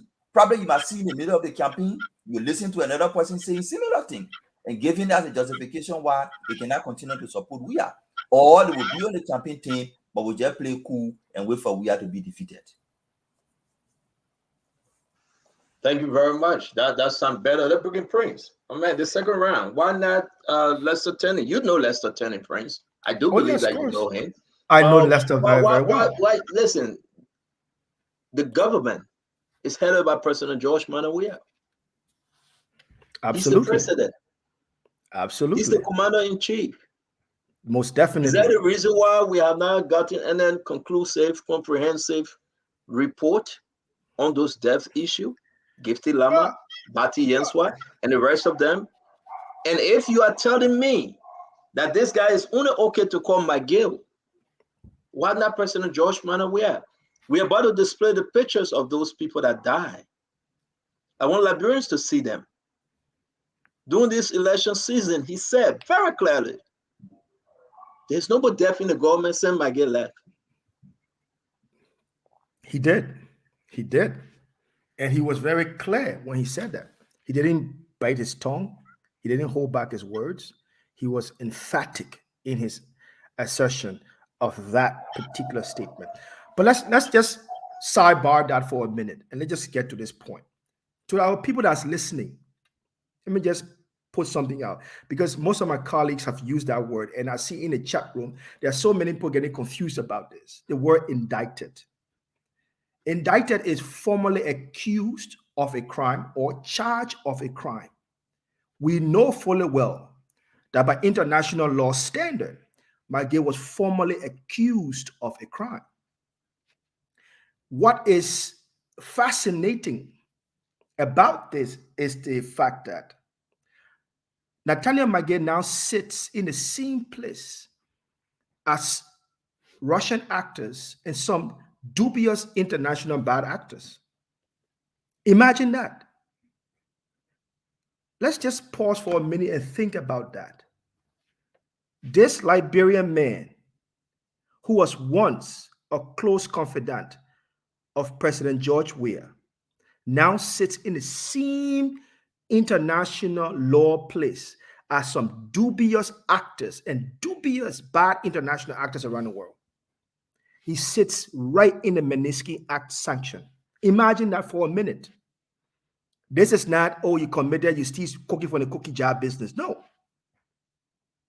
People, international law firms, international monetary organizations around the world had to do sophisticated checking in order for them to produce a report to accuse a man who was close to a president. So this is not just a whim of a conversation we're talking about. And the crux of this conversation is the rampant corruption in Liberia that Dr. Moniba has spoken about countless times over and over and over and over. And the encouragement of such crime thereof. We've seen this. We've seen the laissez-faire behavior, the I don't care about it behavior in our establishment in Liberia, how people move around and how you have other people supporting these individuals. Imagine like men like the Honorable Eugene Fagon was a loudspeaker for for Miguel. Wait. You got something on Eugene, though? Absolutely not. Every But this time is you the speak, fact. you call Eugene name. But this is the We are fact. talking about this thing, whether it is the president or Samuel 12, but you bring it in This a deputy is information the minister. fact. The fact Anyway, Eugene himself will discuss things for you. The fact here is that Lester is Daniel coming out to the Daniel, Liberian you people can say right now on the and show this speaking guy his speaking, conscience. talking about Eugene, why Eugene is not on. We are talking about President Weir. Right.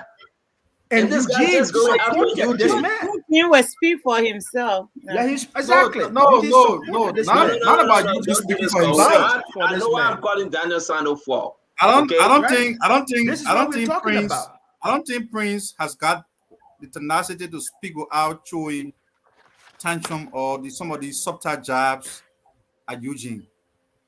Eugene worked for the job we are led government. Absolutely. He saw it That's a fit fact. when the movement was repped. He parted companies. That's no crime. I So didn't why say are it you was a taking crime. offense of him? But why I you said going it's not after a crime. Eugene? I said simply Eugene said because Eugene accused supported. that Eugene supported. Eugene supported. Prince Maxwell. Hold on, Daniel. Hold on. Is Let it not a me say fact? something. Is this not a fact?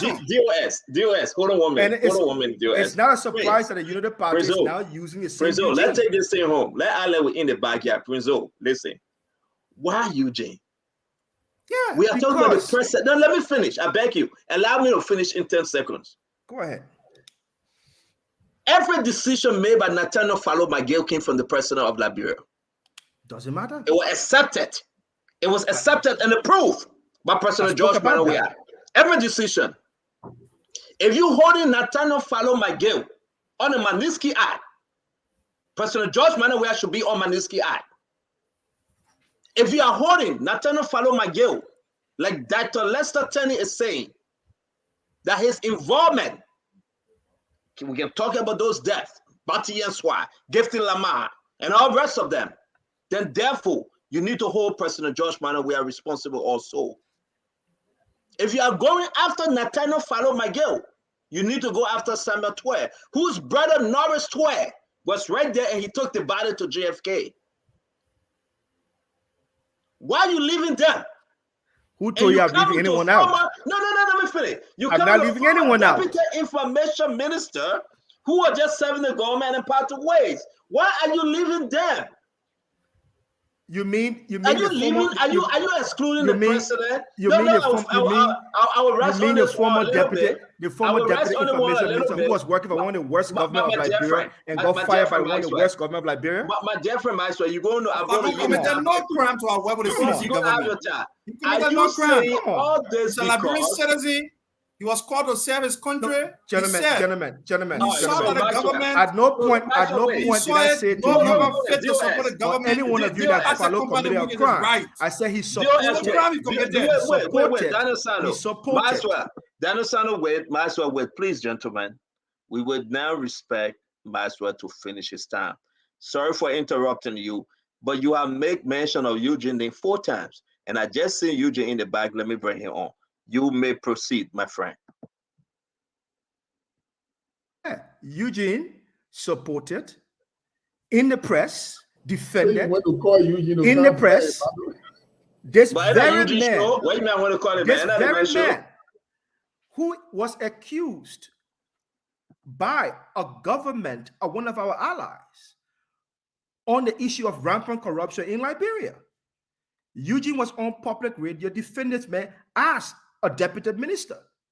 The point I'm trying to make, the correlation I'm trying to make here is that Eugene has never had a clear conscience to speak to Liberian people about this particular defense he made on behalf of Miguel. But Lester Sandy now is having a clearer conscience and speaking his mind to Liberian people. That is the correlation I'm trying to make here. I'm not accusing Brother Eugene Fagon for speaking. He had his job and his responsibilities, duties. Same as Lester Sandy. What right is right? No, because you never You never allow my You're logic calling to the man land. brother and you're calling him father and all. He's You my, wasn't calling him why I brother. call You you wasn't father calling him for? father, No, Eugene. I don't have to call him father. Daniel to No, lead the He's my name. no, you wasn't calling the man brother. You wasn't calling him father. Now father I, Eugene has a I call Pierre. you Now Eugene. I father call you Eugene Eugene all has the a time. now Come father on, Eugene come has on. a Pierre. Now And you are then you calling him interrupting my brother. thought. Now you are interrupting my Thank you thought. very much. I'm going to go to You are Dr. interrupting my Richardson. thought. You are I'm going to interrupting go my to thought. Dr. Richardson. We're going to bring in Jerry. Then we'll go back to Eugene. Dr. Richardson, please. The question that I have is, I think that Lester Tenney has had enough. He's saying enough is enough, so that's why he's speaking. However, though, I see some discrepancy in his thinking and his behavior. He's been complaining for so long, but yet and still he still supports the CDC. I'm not understanding that. So that's what I have to ask. Very, very Yeah, that beautiful is point job you are and making. power struggle. Cole, you want to moderate, Cole? No, I just tell him that Richardson that is job and power struggle guy instead. Yeah, complaining. Okay, so let's mute ourselves now and let's bring in our older brother, Gibson Jerry. Councillor Gwanglo, spokesman, please. Yeah, Paco, you hear that? Older brother, mark that. You know, first, before I go to Magay, and I have a lot to say about Magay and George Weah. I, like Dr. Richardson said, you know, people, messengers, the character of messengers really, really matter. And because of your character, sometimes your message can be misconstrued or mischaracterized and stuff like that.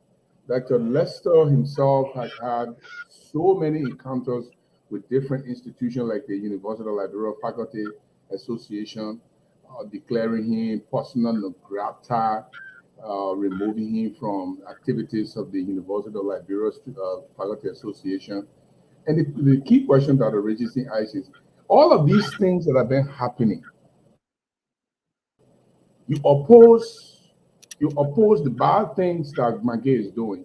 Is it not time for you to just get out and save your name? But we save that for another time. We don't want to crucify the messenger. We want to deal with the message. So Magay is the nemesis of George Weah administration. And Santo, you're very right. I think the United States government wanted to save Liberia of the trouble by naming George Weah at the time under the Magnitsky Act. There would have been enough problem in the country that could topple George Weah administration. There would have been demonstrations and protests.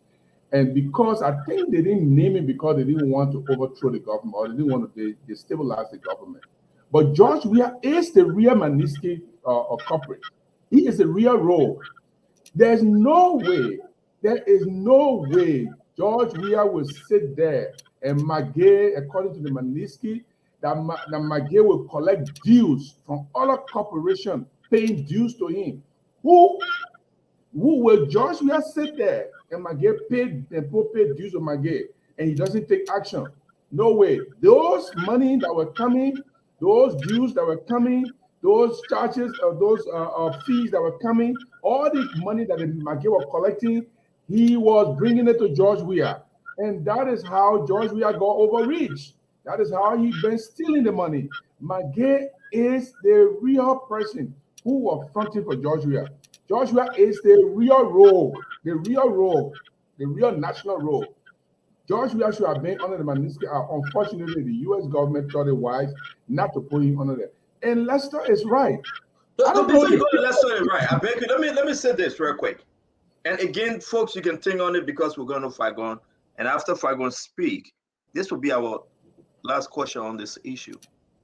With everything that is happening now, that Lester Tenney is pointing finger, the death of the auditor, the allegations of the 16 billion, 25 million, and everything. Do you think the United States government going to give us easy pass to President George Manuel Weah, or will they come after him? In my view, right especially now, when he's no longer president. We will hold our thoughts on that. It's very important. It's very important because What Lester Tenney is doing? Lester Tenney is holding the chief of staff. The allegation that McGill were involved and he served in the office of the president. We need to ask Liberian people whether the government of America will come after George Barnett Weah. But finish your thought, Gibson, and we'll bring in Honorable Eugene Lamin Fagon. Let me say this. Any of the opposition that win, if Councillor Gonglo wins, be sure that McGill will be going after McGill. If JMB, the VP JMB wins, I pray that JMB will go after him. If Cummings wins, Cummings will go after him, and whoever in the opposition that will be able to beat George Weah to the election, they should go after McGill and the rest of the people under the Magnitsky Act. This is not common. This Magnitsky Act was designed for hostile Russians, money launderers, and all kinds of Russian actors, by Russian actors. If a Liberian is named under the Magnitsky Act, it means you are in the class, like the prince said, you are in a class with bar Russian actors for whom this Magnitsky Act was created. I am thinking that the U.S. government has already had problem with George Weah. I don't think they have a cool relationship with George Weah. They are seeing what is happening. The U.S. ambassador, the former U.S. ambassador, was very vocal on the things that were happening in the country, the misallocation of money to hospitals and schools that were announced in the budget, and they were never reaching the schools, they were never reaching the hospitals, going to out of the city, going to different counties, and realizing that government was not even allocating money or delivering the money to these institutions that they put in the budget. So real quick, we gotta go, Gibson. So are you saying that the government of America would come after President Weah? I think they should do that. I think they should do that. If George Weah wins this election, I can see a strained relationship between the U.S. and George Weah, and that will serve as an. And if he doesn't win, well, the Liberian government will not be able to go after George Weah, but other international organizations can go after George Weah. If George Weah is a citizen of the U.S., in Guinea, if George Weah is a citizen of the U.S. Yeah, you remember when they overthrew the president? Now he's under sanction. The Guinean president. Right. Just a caveat to that. Yeah. Yeah, exactly. And it will be worse. It'll be worse if George Weah is a citizen, as the people are saying. If he's a U.S. citizen, any U.S. citizen that goes abroad and commits crime, corruption, killing, and other things, you are liable under the 1972 Act that holds Americans overseas responsible for committing crime outside. So George Weah, in any way, this allegation from Dr. Lester Tenney on McGill, we have a serious answering effect to President George Barnett Weah. Thank you very much, Gibson. This show is getting interested. We will not lose our focus. This is about President Weah and his association with those that he called friends. Let's bring in 10 seconds real quick and we'll bring in Fagon. I wanted to add that the penalty for the Magnitsky Act, for being the Magnitsky Act, is that you cannot do transactions with the United States. So I think that, or at least one of it, I believe that Lester Tenney is just pointing out to us how the Weah government just don't care. It's like almost giving the finger to America. So, you know, and in the end, the Americans can be very slow, but they will be sure to use that rule on Liberia. So you are Dr. Richardson, real quick. They are not done yet with Liberia when you talk about sanction, though. They're not done. No, I don't think okay. They may not add they may add or the other people to the list, but I'm sure they will use that law that says you cannot do transaction with the United States while you on the Magnitsky. It's if you look around the world, you begin to understand, folks. We can tell you the president that was overthrown in Guinea, he's under sanction. He's under sanction. It's very, very serious. Though they overthrow him, but he's under sanction. Maybe hold your thoughts. I will come to you next. Let me bring in Just to add to what you said, Santron. Just to add to what you said. Real quick, Mommy. Yes. So just to add to what you said that the U.S. government will go after him, one of the reasons is we have described the U.S. government sanction as a political sanction. The U.S. is not taking that easily. Yes, he described it publicly as a political sanction, and the U.S. is not taking that easily. I just wanted to highlight that. Thank you, Honorable Eugene Lamin Fagon, former Deputy Minister of Information, Press and Public Relations. They call him man the Betuma, or what's the name is. Welcome to the show, my brother. Thank you. Thank you. And it's wonderful to be with all you folks. Without much ado, let me state that many of you may be aware that I traveled yesterday and got here the early hours of this morning, and I just got here. So I decided to rest a little bit because it's been hectic. But I like to do something that is not traditional.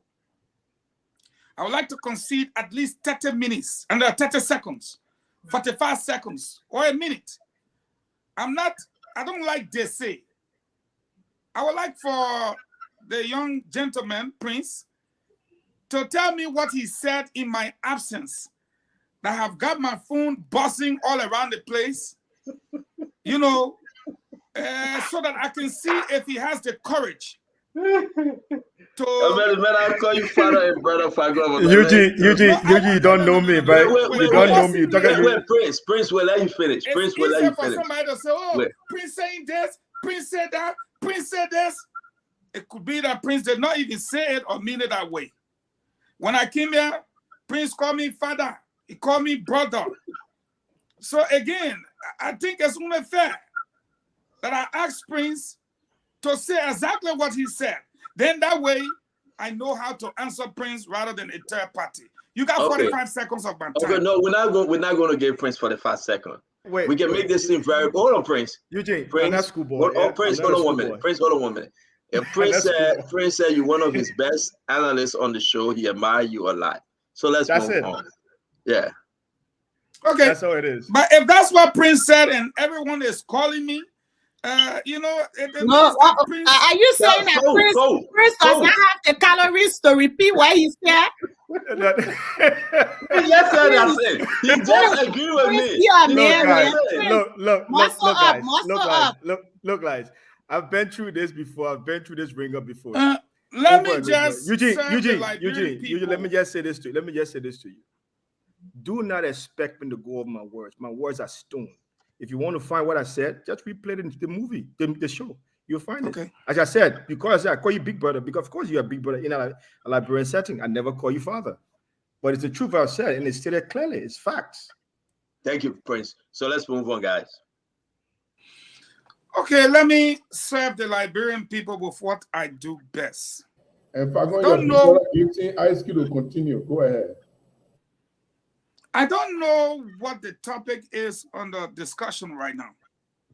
And since the brother said if I want to know what he said, I should play the tape, well, we are live. Fagon, I will interrupt you. You don't know the topic under this discussion is very important. Let's be serious for once. Because I asked you to be serious because we got to play. Fagon, hold on. We got to play this here about Dr. Lester Tenney. That Prince is starting you too. So let me play it one more time. No, Prince, no. Prince did not tie me to it. Okay. That Prince will speak. Prince will speak. No. Prince will speak, but I must play this one more time. Then we give Prince a chance to ready speak and tell you exactly what he said. This is the Spoon Talk. That the future of this country is not in the hands of CDC or George Weah. It is in every one of us hands. The decision we will make is the decision we will live with, not for 6 years. Because sometimes when things damage for 6 years, it can go for 50 years to fix. And I'm more concerned on the county Magidi. I'm more concerned on the county Magidi. I'm from the ruling party, and we decided to put in the race a U.S. sanctioned convict, Nathaniel McGill. I was not comfortable with that arrangement. The National Executive Committee of the CDC was never comfortable with that arrangement. The arrangement was only to please our standard bearer. But the unfortunate part is I live in a country that is running. And it is not possible that a Dr. Terry will live in McGill and a Nathaniel McGill. No, it is not possible. even though Nathaniel McGay will be on the ticket of the CDC, I will rigorously campaign against him. There are reasons for that. There are reasons for that. The young man is a national thief. It's a national thief. This man ruled this country for the last 5 years. People's lives were shattered. Have you considered that since he has been removed from office, nobody just dying in their car and no auditors keep dying? Have you wondered why? So this man was a national disgrace to the country. Thank you.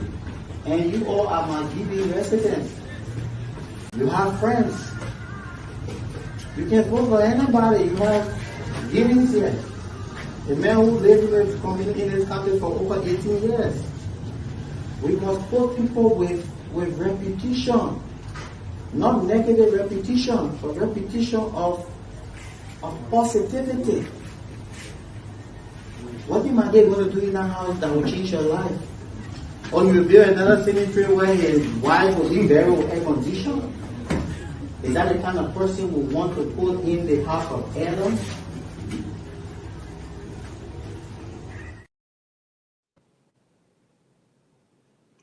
Okay. Honorable Eugene Lamin Fagon, talk to us. Okay. So, how did Prince tie me to this? No, Honorable, I'm not going back there. Prince said, watch the clip. You can speak now from what you just heard. That's our conversation today. But why am I here then? Go You back guys to could have bed. handled it. Go back I to listened bed. to You this got tape last night, you got jet lag. Go back to and bed. I told you that both McGill and Lester Tenney are good friends that I have known for a very long time. And I thought that Tenney was in error to suggest that McGill was a convict without going through a court of competent jurisdiction. You and I know who a convict is. An alleged criminal is not the same as a convict. So to refer to him as a U.S.-sanctioned convict on the part of Dr. Tenney was wrong. However, Dr. Tenney has the right to say whether he will vote for McGill or campaign for him. And he chose not to campaign for him. And he said he will not vote for him. That is his right. However, I made it clear conscientiously that Dr. Tenney had indicted the administration of George Manawia and the CDC party and had corroborated what the US government said when they wrote from the State Department that this government was involved in extrajudicial killings. Now, the irony is, Dr. Tenney says he is a member of the CDC. And so the CDC, by his logic, have carried out extrajudicial killings. And if he will not vote for McGill, who was not only the chief of staff in the office of the President of the Republic of Liberia, by definition, which is constitutional, if he will not vote for the former Minister of State, who by law is the principal assistant to the President, why is he voting for the President or the CDC? Because you cannot separate McGill from the CDC. In fact, he's even running on a CDC ticket. So if he's a person of any moral compass, then of course he should not be voting for the CDC at all. Because he had linked McGill, who by extension was linked to the President, who by simple logic and definition of what we know was serving in a CDC-led government. And as such, we just hold him to say then the whole CDC thing is a garbage. Having said that, I think it's important that I educate Maxwell, because apparently Maxwell needs a little bit of schooling to understand. I arrived in the United States in 2021 of June the 12th. I was fired on the 23rd by George Manneh Weah. In 2022, August 15, McGill was sanctioned. Lift out your head, take your pen. I'm educating you. So to set on you know you can educate me. You know you can educate me. No, wait. Don't do that. Don't do Education that. Don't do is that. providing knowledge. They providing Just sit down information. and listen. Because when you were yapping here, how I defended McGill, our minister, you did not take the time. Hold on, you had your time to talk. Yeah, be quiet. You had your time to talk. So I'm giving you dates, times, and events. And because of the interruption, we'll make the Liberian Post see you for what you are. I arrived in the US 2021, June 12th. Was dismissed by the 23rd of June 2021. McGill came there, met Dr. Francine Stanton there, and said, I was on the team, but I got injured. He was the Minister of State. I was no longer in government, so there was no way I could have defended him. 1 year after that, he was sanctioned. 1 month, August 15 to September 15, check your records. He resigned. So when you were talking, I reminded a friend. I said, you remember what you said, that I often run people off the set. I don't. And so in my own defense, and for your own sake, I said to him, the little boy who used to work in Willie Knuckles' daughter restaurant as a waiter is no longer waiting. Who gave that information now? I said now that he's been given the opportunity to go to Europe and advance himself, he is treading a dangerous path. I said because of that, Stanton and go now, they're bringing waitresses and waitresses then to us. Waiters from the 19th Street restaurant. It gives you now the guts to sit before Bayang Betuma and try to make something up. I will submit to you. I will submit to you. Don't interrupt. I have to mute you when you interrupt. I'm You listening. will have your time. You will have your time to speak. I'm listening. We all will be muted.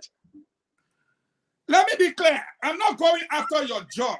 I'm going after the fact that as a trained waiter who worked in the restaurant on the late Willie Knuckles and his late daughter, you should know how to wait on people. But to come here, look at me that was dismissed. And yes, I share the pride in my dismissal because the 3 reasons why they dismissed me, the whole country knows. I said people were coming through the airport and it would have brought in the Delta variant. I was right. They fired the airport boss. They suspended his immigration deputy. I said, secondly, that the AstraZeneca vaccine was banned in Europe and in the United States. I was right.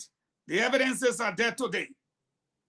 I said, and let us be clear, that the new strain that was killing Liberians, that made President Weah angry, was the Delta variant.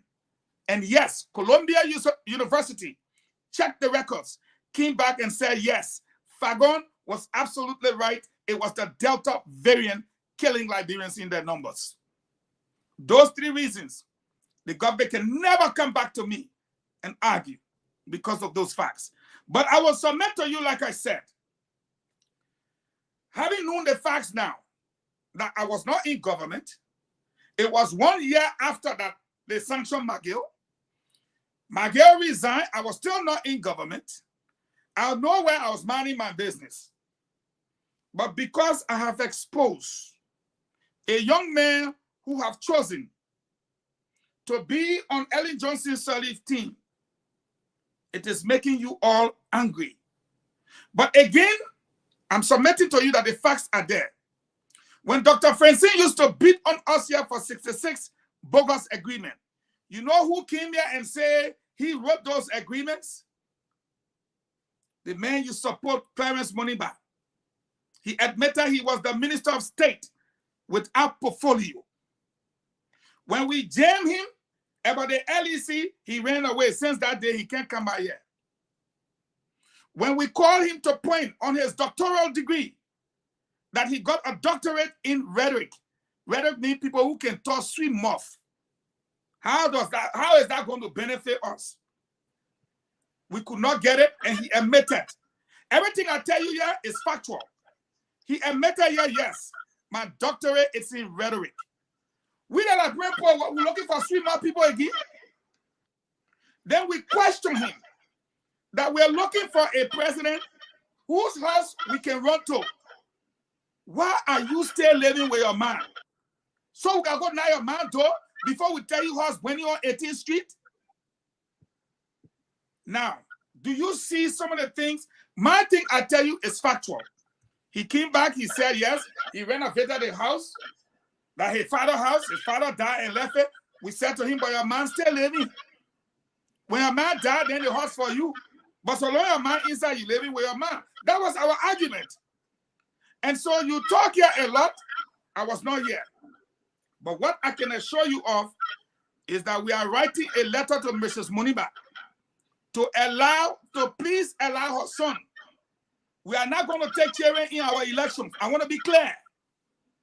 Adults will have to take part. So we are going to write Mrs. Moniba and say, kindly allow your son to take part in our elections. If he does not do a homework, a teacher he got to wash, pie he got to wash. If he do a work, those are all who didn't do our work, they never allow us to come and play. Where you going? You know? So I know state.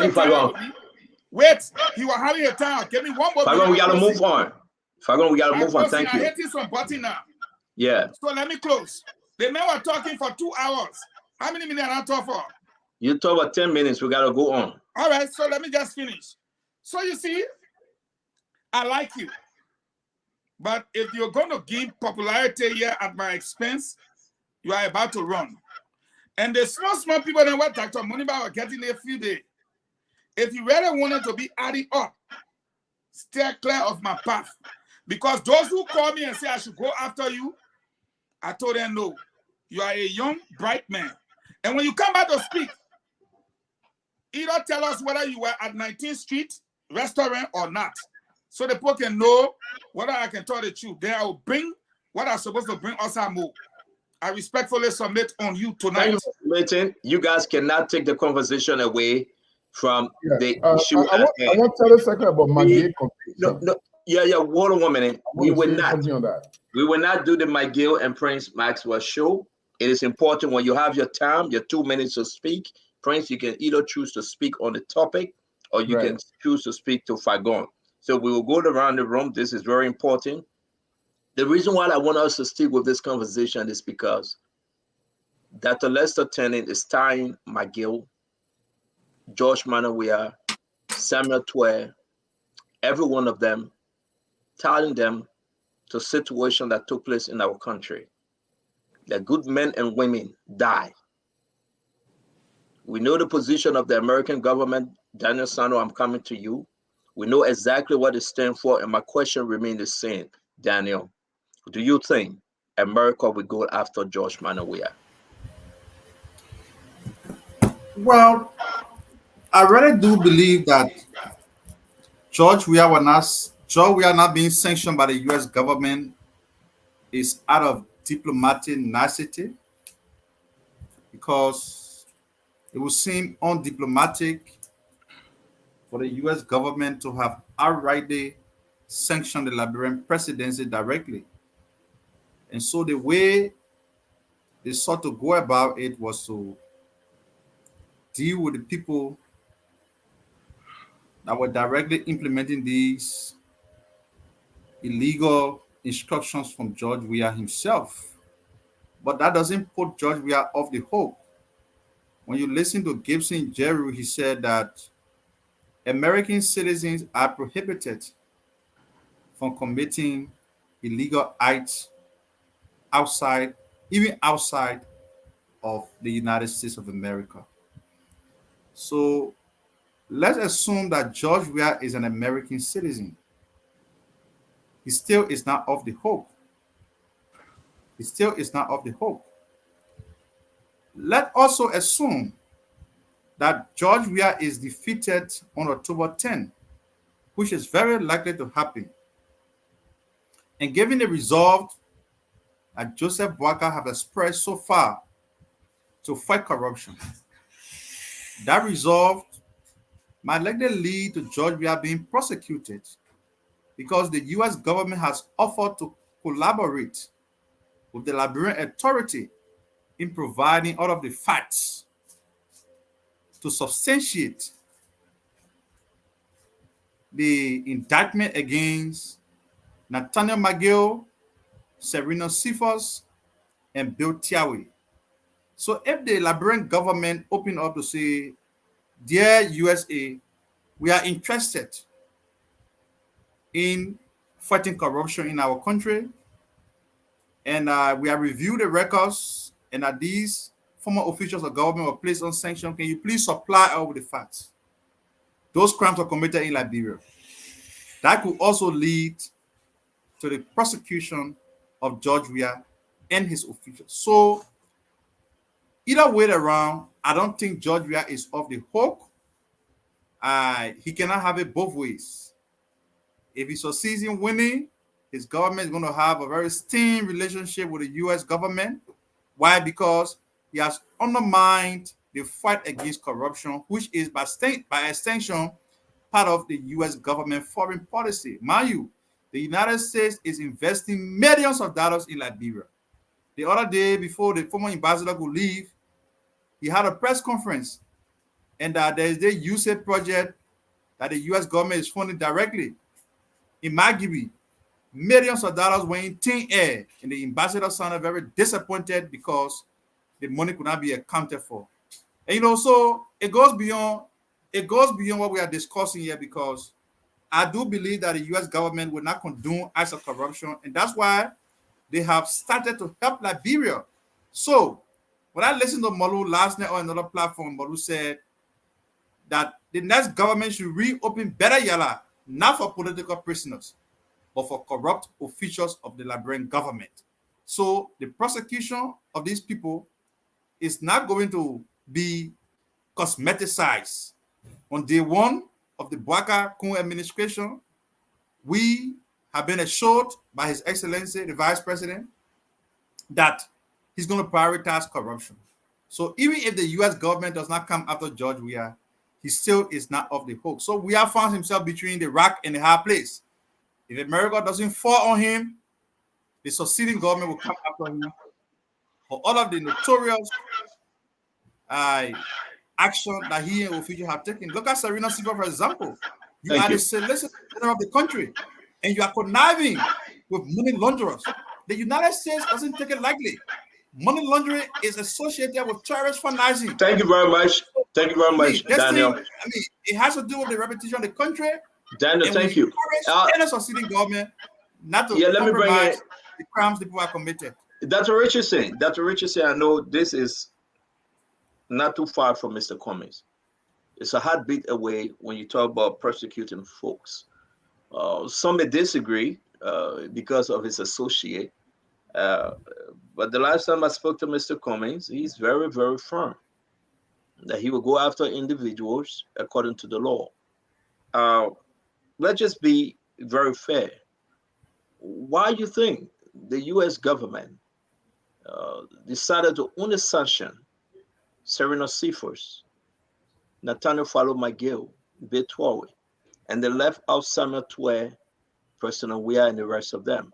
Because what we are hearing, they are still coming back for them. So the way how I view the U.S. government is, it's a matter of time. It's a matter of time.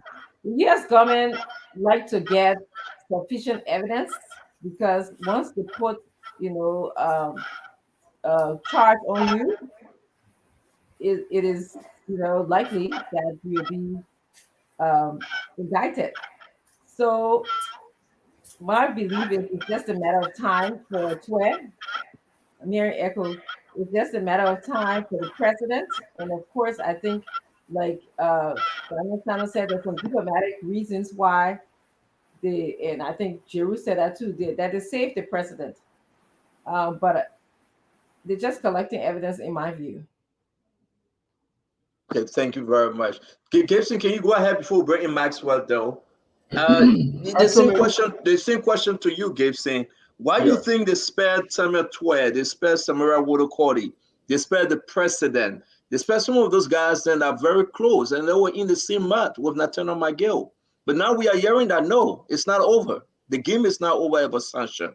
And even if President George Minor we are ended up losing the election, they will go after him. They will sanction him. They will go after his brother-in-law. They'll probably go after his wife, Claudia, for dealings that they are doing in Liberia, especially his brother-in-law, that going about illegally mining the country resources. And what I heard today was shocking. They will go after them. So talk to me, Gibson. First of all, if Claudia is a U.S. citizen, which I think she is, she can be prosecuted when she commits or when involved in corruption, or access can be seized by the U.S. government under the federal law. The brother, if he is a U.S. citizen, he can also be sanctioned and he can be prosecuted for any crime committed outside the United States, including but not limited to torture, corruption, stealing, and mayhem, all kinds of stuff that you can do. The U.S. government can come after you. George Weah, for him to get out of the hole, I don't see it possible. Even if he wins after his other 6 years, he will not be president again. Under the Liberian Constitution, you cannot prosecute the Liberian president after he's president, after his term is over. That law is what Constitution Congo trying to change. But the U.S. government is not Liberian people. It's not Liberian Constitution. They can go after him because my understanding is George Weah is also a citizen of the U.S. If he is, they will go after him. If he's not, the U.S. government can also go after him. Leaders in Africa and other parts of the world who have done heinous crime, who have committed heinous crime, corrupted their country, stolen wealth, and store it up in the U.S., they can freeze your asset and can make you to pay for it. But there's something that Falcon said, which I agree with Falcon a little bit, that Lester should get out of CDC. Even though politically he looks authentic being in the CDC and speaking against his party. That's what they call the maverick. That's where the maverick name came from. You are in your party, but you're speaking against the party. So you could be seen as a maverick. But if you're going to vote for George Weah, and McGill have been stealing and for him and George Weah, you cannot say, I will not vote for McGill, but I will vote for George, because George Weah got a lion's share of the money. Also, I want to say here, when Falcon said he had not been convicted, it is a slippery slope, because in the court of public opinion, McGill had already been convicted. How? When the Magnitsky Act was announced on McGill and others, George Weah did not say, I am submitting them to the Justice Ministry for investigation. He dismissed them and he suspended them immediately and promised to investigate them. He did not investigate them, and then I believe for inside work, they told them to resign to make them look like they are the one resigning. George Weah still has the promise that he made to the Liberian people that you are going to investigate them. Why are they not being investigated? So in the court of public opinion, George Weah convicted them by acting immediately upon the Magnitsky Act. He already acted. He already suspended them. He already said, the Magnitsky Act, they are right. You are suspended. And from there, they never came back to the job. So he already convicted them in public opinion. So for me, if any opposition leader takes over, it'll be difficult to go after George Weah, but you can go after McGill. You can go after Serena Cephas. You can go after Bill Traore. And I think the reason why Samuel Twe had not been nabbed is because it's a smart role. You know, those days there was a story in our village. There's a guy who used to send people to be a little brother and to go to poor farm and break their corn and bring it. They went and caught one of his brother on the farm. So when they brought the case to the town, the man said, "You see me there?" He said, "No. Who you saw there? That Stevie. Okay, that Stevie you see there. That he don't want to steal your car, your corn. That I mean steal it." So Stevie was punished for Johnson's act of sending Stevie to go steal. Cemetery has been smart. He been stealing, but he's stealing smartly. But they say 99 days for roll. But just that one day for the master, and Samuel 12 will meet his day. One day. Thank you very much, Gibson. Let's go down to Prince. We'll come to you or Abula after Prince. Prince Maxwell. Yes, thank you for the opportunity to address this issue. But quickly, I will address this issue in a simultaneous way that concerns what was discussed. First and foremost, I would just simply say to Fagon, it's nice to have a man with fast mouth on the show because it's clear that Fagon does have it. He has a lot of it. First, let's listen to this. Listen to Fagon's own analysis. Let's play it. Fagon said he left 1 year before the Magnitsky Act sanction was implemented by the U.S. government. What Fagon doesn't mention is that prior to that 1 year of leaving, the U.S. government was investigating and they were sending signals to the Liberian government that corruption had increased. Not only the U.S. government was doing that, you also had Transparency International sending information and signal to the Liberian government. And Fagon was the individual at the time at the helm of the information ministry that was pushing back on all of this information coming through. That's number one. And that was his job at the time. He had to take the responsibility for that. So the Magnitsky Act didn't just come up in 1 year time before you left. It was already in the making. The only time, the reason why that you weren't there when it was implemented, that 1 year period, because they were going through a process of consolidation of that report. The second thing to that is that Fagon has complete misinformation about who I am, and what I do. The information people giving you, I'm sure they can give you better information than that. Your entire party is fully aware of who I am, where I'm from, what I've done, and everything else. So the information they give you concerning me being, how you call it, a waiter or a waitress, well, it's a good job. Believe me, I respect those that are waiter and waitresses in Liberia. That's the reason why Dr. Moneyba is running, because he believes in his people. They are part and parcel of Liberian voting capacity. They are young people, so I would not sit here and disparage them. I've never worked in that capacity as a waiter, but any other waiter who's working, we respect you, we love you, we appreciate you. We will never, ever disparage you. Your work is a meaningful work to Liberia or service. We appreciate you. That's two. Number three, owing to the fact that Fagon doesn't know what he's saying and he doesn't know who he's speaking to, he thinks as if the idea that I was propounding on this discussion seemed to have come across to him as an insult. So he's come for regalia on me. Unfortunately, that's not the case. I was simply making a correlation to the idea that it is about time that Fagon have a clear conscience to Liberian people and state clearly, now that he's on the other side, now that he sees that everything else that he was once upon a time defending was a lie to Liberian people, he needs to come out and state clearly to Liberian people that I have lied to you guys. I defended the wrong team for many months. Can I say something? I defended the wrong team for many months until I was fired from that team. Now I realized that I was on the wrong team. So all the information that I gave you guys were not appropriate, because this is exactly what Dr. Sandy is doing. He's now coming out with a clear conscience to Liberian people and informing Liberian people that, yes, I am part of that cycle of people, but now I realize there's something dangerous going on that could not only affect me as an individual, but affect the entire country. And not only does it affect the country, also affect our parliament. So we need to be very, very careful. And what is he talking about? For example, if everything goes as according to plan in Liberia right now, in terms of what Maggie is doing, there's a high probability that international parliamentary collaboration with our parliament becomes a sticker issue. We have seen that in the case of Prince Ward Johnson when it comes to international national security issues, to the point where the US government had to step in directly and ask for his resignation from the Committee on Security. These are the kind of things, cascading issues that we'll have to deal with. And this is the point that I was making when I said that it is people like Eugene Fagon that should be clear on this issue right now. And you can go to the fact that how would we say that Eugene Fagon is purporting as an agent in the Unity Party right now? It's possible because Eugene still on this show today, he defends McGill. So just on the side of the personal issue, I would just simply say this. There are a lot of things that I know about you.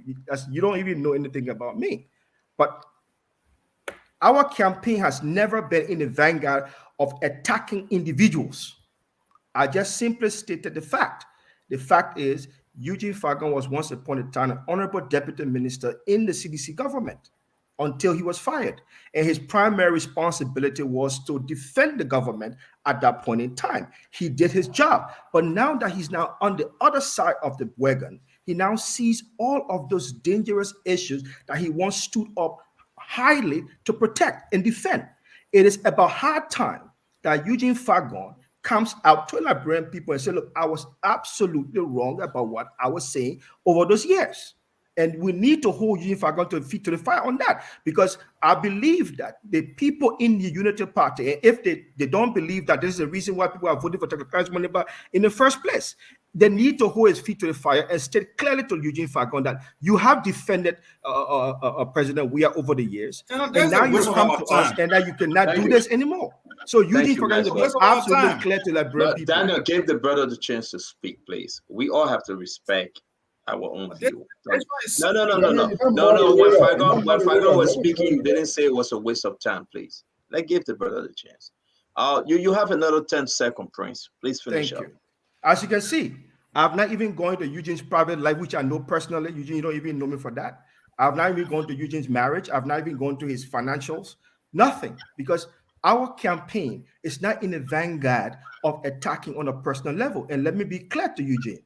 The fact that Eugene will go to such disrespect, length of disrespect against Dr. Clarence Moniba is astounding to me. One,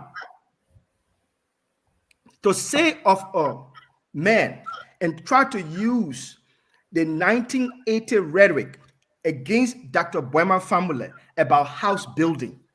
I've seen this rhetoric before. I've studied this rhetoric before many times.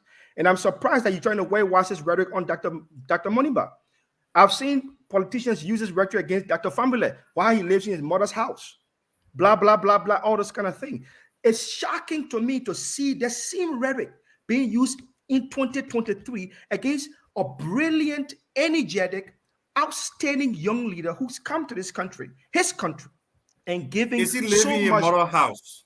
He's not living in his mother's house. Who says Daniel, that? Daniel, why can't you be patient? We're coming to you next. Who says that? When we go to Fagon. Who Just be says patient. that? After Abula will come to you. Two things are So absolutely that's clear. where we have to go now, because I've given you sufficient time. Please Quickly. wrap this thing up. If Dr. Clarence Moniba had come to this country and not taking care of his family affairs, many people would be the same people say, oh, he just left his family business. He doesn't even care. He has absolutely paid attention to his family, brought everything else to his to the level where it needs to be, has been honest in everything that he's done. And it's a shame that Eugene Fagon will use that as a ping pong. It's sad. This is the same thing Dr. Fambula would say again. It is sad to use such an argument. Thank you very much. We want to appreciate the time you have taken to speak on this issue. Mohamed, I want to go back to the question I was asked concerning sanction. Is sanction coming on George Manaweah, on Samuel Twe, and the rest of them? Why did the government of America give them a little pass, and now they are coming back, like we are hearing from sources? You are in Washington, D.C. area. Talk to us about what you know, what you're hearing, and tell Liberians tonight if something is coming. on the family of George Manuel Weah, because I'm hearing his wife, his brother-in-law, and all of them because of what they are doing in Liberia. You know the reason why Timothy Weah issued a press statement to clarify that the house on 9th Street was not being renovated by him? The press secretary, the president, announced that Timothy Weah was renovating the house on the 9th Street so that he can use it for edification when he comes. Timothy Weah released a statement that I'm not associated with any property in Liberia. The reason why his lawyers advised him to do that was to keep him clear of any future indictment or prosecution or penalty that may come as a result of what George Weah is doing to Liberia and Liberians. That's why Timothy Weah issued that statement. So the U.S. sanction against officials of government, that there is now a battle between Liberia, or specifically George Weah administration, and the Biden administration. There is an international diplomatic battle existing between the two. The U.S. government, with all their sophistication, investigated and indicted the passport director. In less than a week, the government, they sanctioned the passport director. In less than a week, the government indicted him. The same U.S. government sanctioned 3 officials, one of which sits right on the lap of George Weah. George Weah refused to take action. But not only that he refused, he goes one step forward and describe the United States government sanction as a political sanction. What I know is the US doesn't take that lightly. For a certain president to describe their action against corruption as political, they don't take that lightly. The onus is on them to prove that their indictment and sanction of public officials was not political, but were based on evidence. Weah will be defeated and he will be persecuted. The US government will present the evidence to show that their sanction against officials in the Weah government is not a political sanction. If you listen to the US ambassador closing statement when he was leaving, he says, since we sanction, nobody has asked us for evidence. That's what he said. It was a signal to say we have evidence to prove that our sanction is not a political sanction. The greatest country in the world is not involved into putting political sanction. Do not describe us as people who can put political sanction. The US government is fighting to clear her name that her sanction is not a political sanction. So George Weah, who described it as political sanction, people who are involved, his brother-in-law is in the country and involved into money activities. He's using equipments from the AFL to do money activities in Liberia. There are pictures to show. The sources of his wealth, of his wife's wealth, are unknown.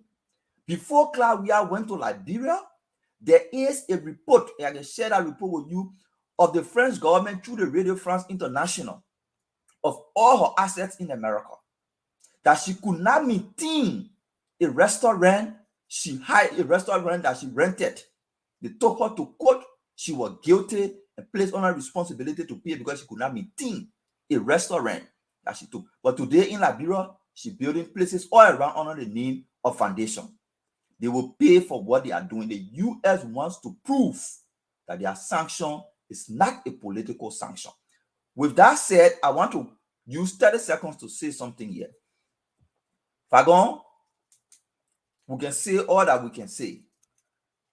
One thing I would not want us to do is to throw education under the bus. Anybody, I don't support Clarence. I'm talking about a horse issue or whether he live with a mother or whatever. But education is the reason why we have ourselves here today and sitting on the platform, spending hours talking about changing government. Anybody who goes to school and earn a PhD, I don't say they want people getting fake PhD like Edward Ford and something. I'm saying somebody who goes to school and earn a PhD, whether it is in writing or it is in rhetoric or it is in thinking, give respect to that. It is not easy to commit your time to acquire a PhD. I mean, people who acquire it, I say people who just fake it. So I just wanted to make that clear because I come from a background where I'm an addict to education. I believe nothing can change if people are not educated. And that education is not only about getting PhD. It's just about bringing your level of understanding to live. Thank you. It's not only about PhD. Oh, People okay, in the villages acquire education through different means. The higher you go, the better it is. But we should not dismiss education and say you get education in rhetoric. What Liberia get to do with it?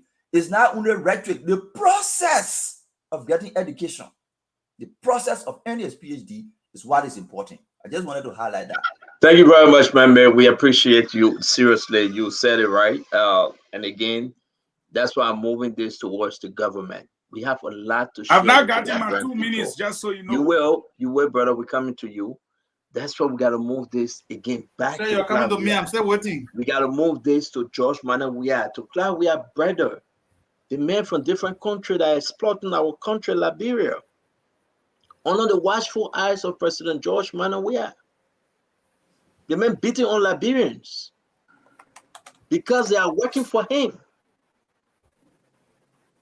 Why this man taking all the natural resources back to who know where? So, fun discussion, folks. But we're going to go to Daniel Sano, 2 minutes. We'll come to Fagon, 2 minutes. Komreko, 2 minutes. And then by 7 o'clock, 8 more minutes, I will be out of here. If you guys want to stay, you can stay. But 3 hours on the show, we have to respect the time and respect the people data. So we hope we understand that. Daniel Sano, 2 minutes. I'm watching the clock. On the same question? Yes, sir. We got a lot to discuss on the same question. So I would just, if you want me to change it, I can change it. Then you can just throw it in because this is very important, very quick. Someone keep on hitting me with this thing and say we need to talk about it. So maybe you can add this on your talking point. This is the gentleman. The family called me, like I said. They're trying to get someone from Sierra Leone to talk to us. This is the gentleman that the government of Liberia sent back. All right? They sent him back. This is sent by the family. This family sent this picture to me. They called me. First of all, she asked for Fagon. And I said, who's this? Then she said, well, I'm asking for Fagon because I think he can understand Creole. So I said, but I'm not Fagon. She said, I am the family. She called her name. Do not want me to call her name. And she said, I'm sending you this information. She sent me the next picture. I said, who's the other gentleman? She's saying that the guy that was sent over to Sierra Leone, that's his son. And they believe also that his son is in the Sierra Leone custody. She sent me this one. Again, as you can see, these are photos taken. The family saying they were concerned when they saw the Sierra Leonean military men, police in Liberia, to talk about extradition. Fagon, you serve in that capacity, and I think you can be the best person to help us understand why 7 Sierra Leonean military vehicles entered Liberia between 10 to 11 p.m. to take this gentleman, 7 of them. They took him on the front page newspaper today, as you can see, forcefully removed from Liberia. Forcefully removed from Liberia. The family are saying that George Manawia government denied this gentleman the basic human right as he tried to seek asylum. They deny him the basic human right.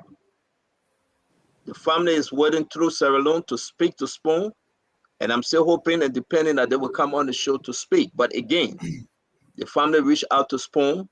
They watch Spoon every day. They said this guy been in Liberia for the last 2 years. I asked her, can you confirm it? She said yes. This guy married to her auntie. And I don't want to put you in a situation, Fagon, but they really want to talk to you, and they believe that you know them and they know you. So these are the pictures. These are the information coming to us.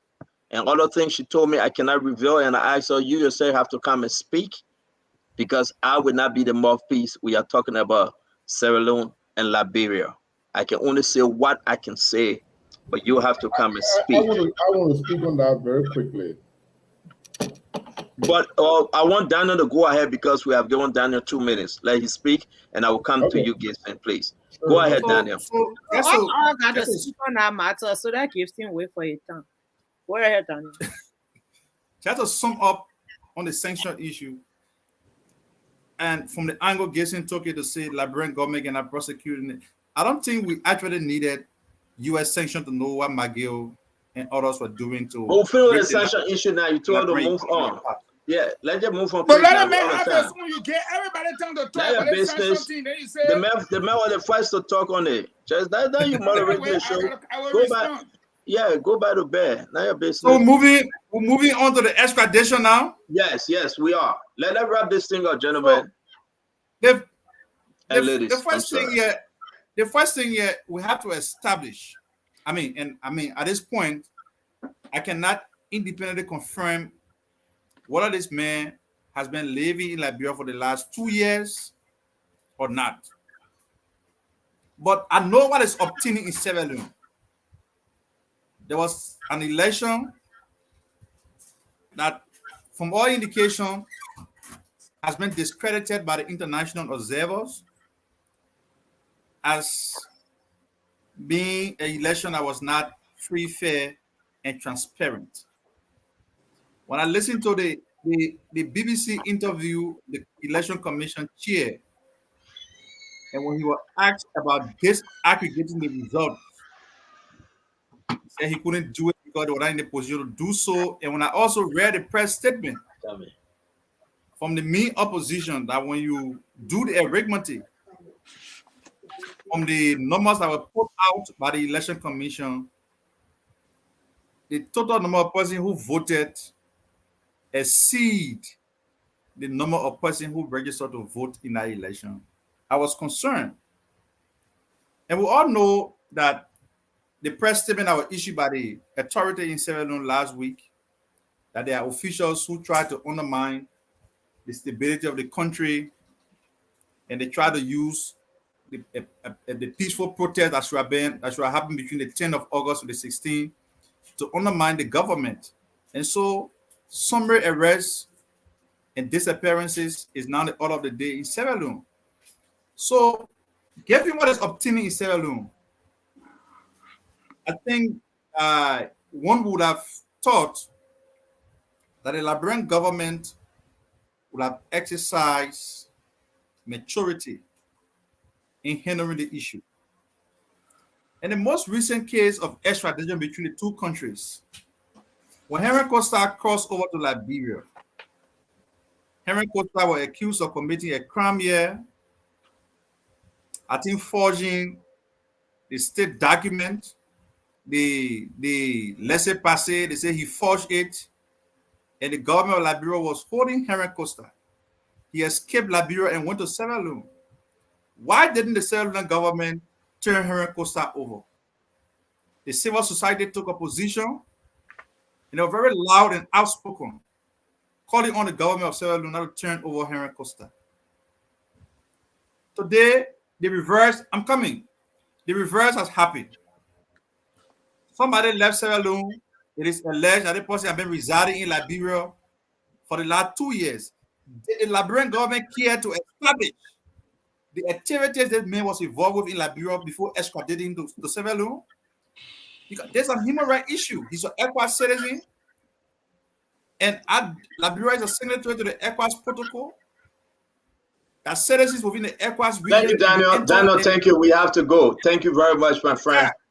So they should have investigated to establish whether the man was involved in any subversive activities in Sierra Leone before even turning him over. But I think what happened today was very premature, and that's what I can say for now. Thank you very much, guys. We have to go. It's 7 p.m. I have to go. I'm going to play this clip. We'll bring in Eugene Lamin Fagon, Gibson, Councilor Comrade Kowu, and then Prince, Dr. Richardson will take us home. Again, we say thanks for joining us. You can join the show Late Night Politics tonight to talk about issue of very, very important national concern. Let me play this real quick. So in pursuit of Sunday, we as police, we institute investigations to run. But of course, during the investigation, we will do a number of arrests. And the arrest is predicated on evidence. So as at the talk so now, we get now custody 8 middle-level Republic of Sierra Leone Armed Forces officers. We are saying middle-level, they range from lieutenant to major. We get 8. We get 6 non-commissioned officers of the Armed Staff Force, NCOs, from private to sergeant that category. Then we get 2 serving members of the Sierra Leone Police, 1 sub-inspector and 1. You guys are aware it will be in the Spoon chat room. It will also be in our discussion chat room for your own review. This is the statement from the Liberian Information Ministry. Let's put the statement up and we can read it. Then we go to Honorable Eugene Lamin Fagon.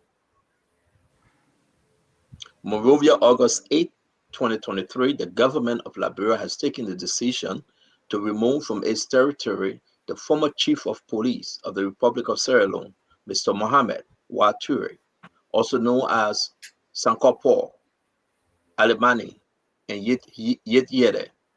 Mr. Ture was apprehended in Monrovia by Liberian security forces at the request of the Sierra Leonean authorities on the allegation of helping plan subversive activities intended to unseat the government of President Julius Maada Bio. Further preliminary investigation in Liberia and given the assurance of the government of the Republic of Sierra Leone that the rights of the accused will be respected, including his right to a free, fair, and speedy trial. The Liberian government decided it was appropriate to hand over Mr. Ture to the government of Sierra Leone, as requested by the authorities in that country. His handover to the Sierra Leone government is in keeping with the laws of Liberia and the 1986 non-aggression security treaty entered into by the government of Liberia, Sierra Leone, and Guinea. The decision is also in line with the 1994 ECOWAS Convention. The Honorable Eugene Lamin Fagon, former Deputy Minister of Press and Public Relations, talk to us on this issue, sir. Well, thank you. Quickly before I go to that issue, which is very comical to me and stupid, I repeat, because I will prove to you how it looks on paper and how stupid it is. But quickly, 30 seconds, my brother said prior to the 1 year, what Mr. Fagon does not know is that he was defending the very McGill. I was spokesperson for the government, sir, not McGill. So now you move the goalpost. When I wasn't here, it was Fagon defending McGill. Now Fagon has come and proven that he was not even working for government when McGill was sanctioned. And when McGill resigned, you said, okay, before that time, McGill is an individual. I was Eugene Lamin Betuma Fagon, Deputy Minister for Press and Public Affairs at the Ministry of Information, Cultural Affairs and Tourism, Republic of Liberia. I was not McGill's spokesperson. You did a good job by saying you've never been a waiter. What you did not tell Liberian people is that I never worked in that restaurant. So let's agree that you are not a waiter. We can say you are a water boy. It's still a dignified job to be giving water to a table. There's nothing wrong with that. But I was only pointing out that you came from that level to this platform, and at least you should respect some of us for being factual. The last thing you said to me about me was, Falcon needs to say that he was wrong. It will only be fair if you point out the wrong, because I have given you 3 cases on why I was dismissed, and I was right. If you can challenge that, then you win. I will not go any further until another day, because me saloon people then don't look me. And before I go to the Creole part, Abdullah, I'm not overlooking education, because all of us here are educated. So we did not overlook education. But when you get a PhD in rhetoric, which is persuasive speech and writing, who you coming to persuade about your 66 bogus agreement and LEC that you messed up? Is that why you got the degree, to come persuade us? I'm throwing a political jab at the brother, not at his education. Fagon, sorry to interrupt you, Becky. We have the family member of the gentleman that was turned over. I will hold you briefly while we hear from this family member, because I want you to speak on it as well. I understand he's not going to call his name. He's not in Liberia, but he's going to make the case. My friend, help us understand. Mr. Toure, give us a little story about him and why we are at this place right now. Okay, Mohamed Toure is a nickname because he was fighting the war in Sierra Leone. And then Mohamed Toure. A big son living in Liberia since 2017. That is big son. His name Mohamed too. So him and my sister born 3 children. I've been in Liberia since 2019. He used to come and go back to his son. Till they left, they went Ghana and came back to Liberia. So yesterday we were here and said, trying to turn over the man because the man was in coup plot. I said, it's impossible. I said, but the man being in Liberia for so many years. Why didn't come to the man from here? And so all the government sent for the man, they call the man the part of the coup, trying to plot a coup from a Madabio government. Because last night I was talking to his son. I said, what happened? Where you here? He said, oh, I'm in Freetown. I said, but where your power? He said, oh, they arrest my power. I'm supposed to turn my power over. I said, so what you decide to do? He said, I don't know yet, uncle. He said, but I'll give you all the information. So I'm trying back to call his son to know what's happening. So let me ask you a question. Is the son arrested also? No. His son in Freetown. His son left, I think, a couple of days when I arrested Pa. And the gentleman in question, since you spoke over it, is he now in Freetown under the custody of the Sierra Leonean government? I called his son said yes. You guys have the time to talk to him? The son had the time to talk to him? Not yet. Fagon, Gibson, Abula, Kowu, Prince, Dr. Richardson. We cannot call this gentleman's name. He reached out to me. Swear that I will protect him. But we will be getting in contact with the son this week by God's grace. Do you guys have any question briefly before this gentleman leave? Fagon, you want to go first? Yes. Where the man be then at turn? In a refugee or in a man who just come because ECOWAS said man them for move throughout the country like that so?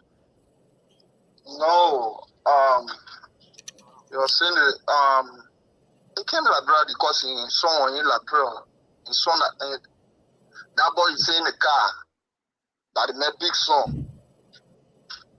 That may be in Liberia for 2019 while I left Liberia to come to the States. Okay, so the man been there ever since the man been in Liberia. What was his status? Yes. He was refugee or just ordinary ECOWAS citizen? Free movement? Yeah, free movement, yeah. Okay, so he used to go to Sierra Leone and come back, correct? He used to go to Sierra Leone and come and left and go Ghana here in Son. Because the here in Son used to move up and down. So my last question is, when was the last time he was in the police? That man left the police when Marabio took over for the second time. The man left the police. Okay. Abdullah, you got a question? Do I have a comment probably after him? And the Thank other you, question. Gibson, do you have a question? I don't have question, but I just have comments.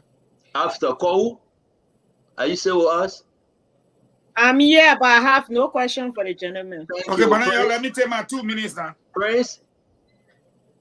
Same with me. I have no question for the gentleman for now. Dr. Richardson? Okay, No so question. after the thank you, Dr. Richardson. After the show, we're going to speak, and then we'll make the arrangement to talk to his son. We want to say again, we hope you guys are keeping strong as a family. This is country to country, and I will talk to you pretty soon. Okay? All right, so after the show, just call me. Yes, sir. Thank you very much. Fagon, you go ahead now and make your comment. Hey man, I want for you to put Go I ahead. want for you to put a press release in the chat room because Okay, I thought I did. there is something I really want to say to it, or you can put it up either ways. All right, hold on 1 minute. While I do this, gentlemen, for me to live to see tomorrow, I must go. Madam is calling. So, Dr. Richardson, please take control of the show. Fagon left me in a mess today, and that's why he was refusing to come on the show. My man, stay for 2 more minutes. This is very important.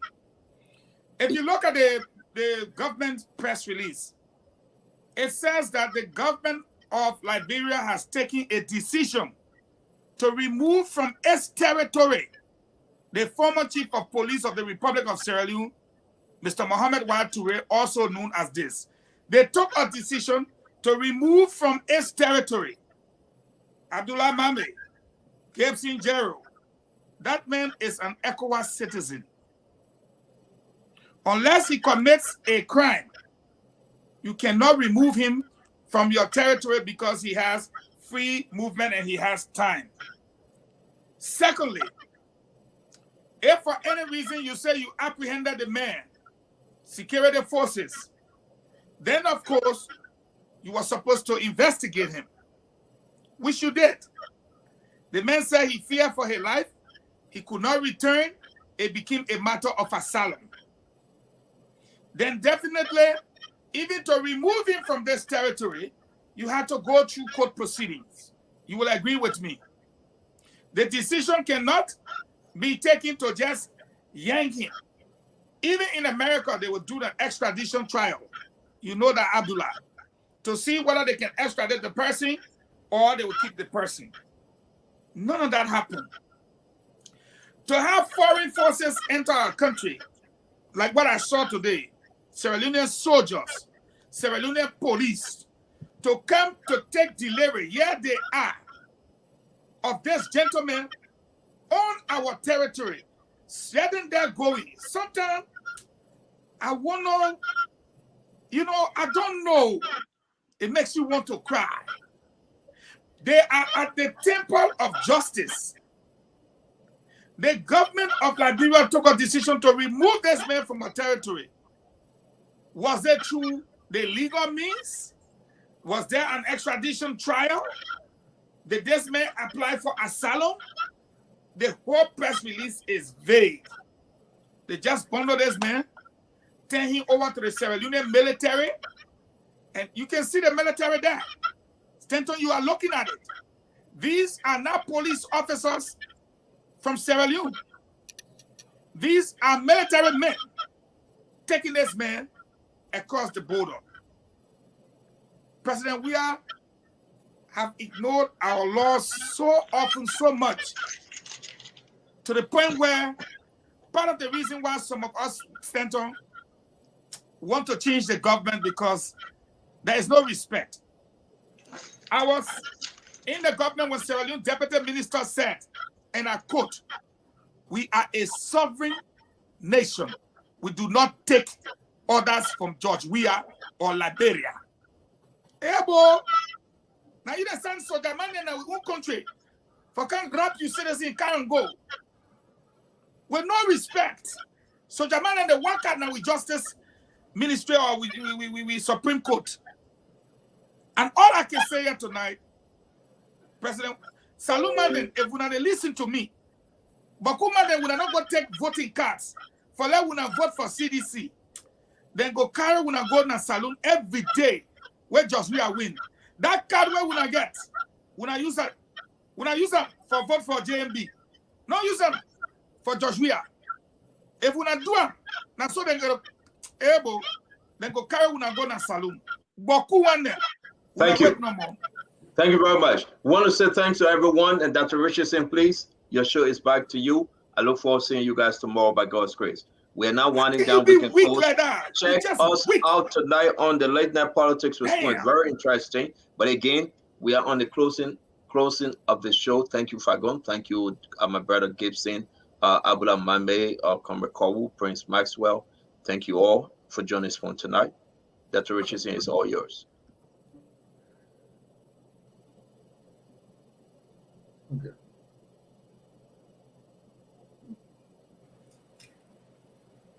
That already seen you on mute.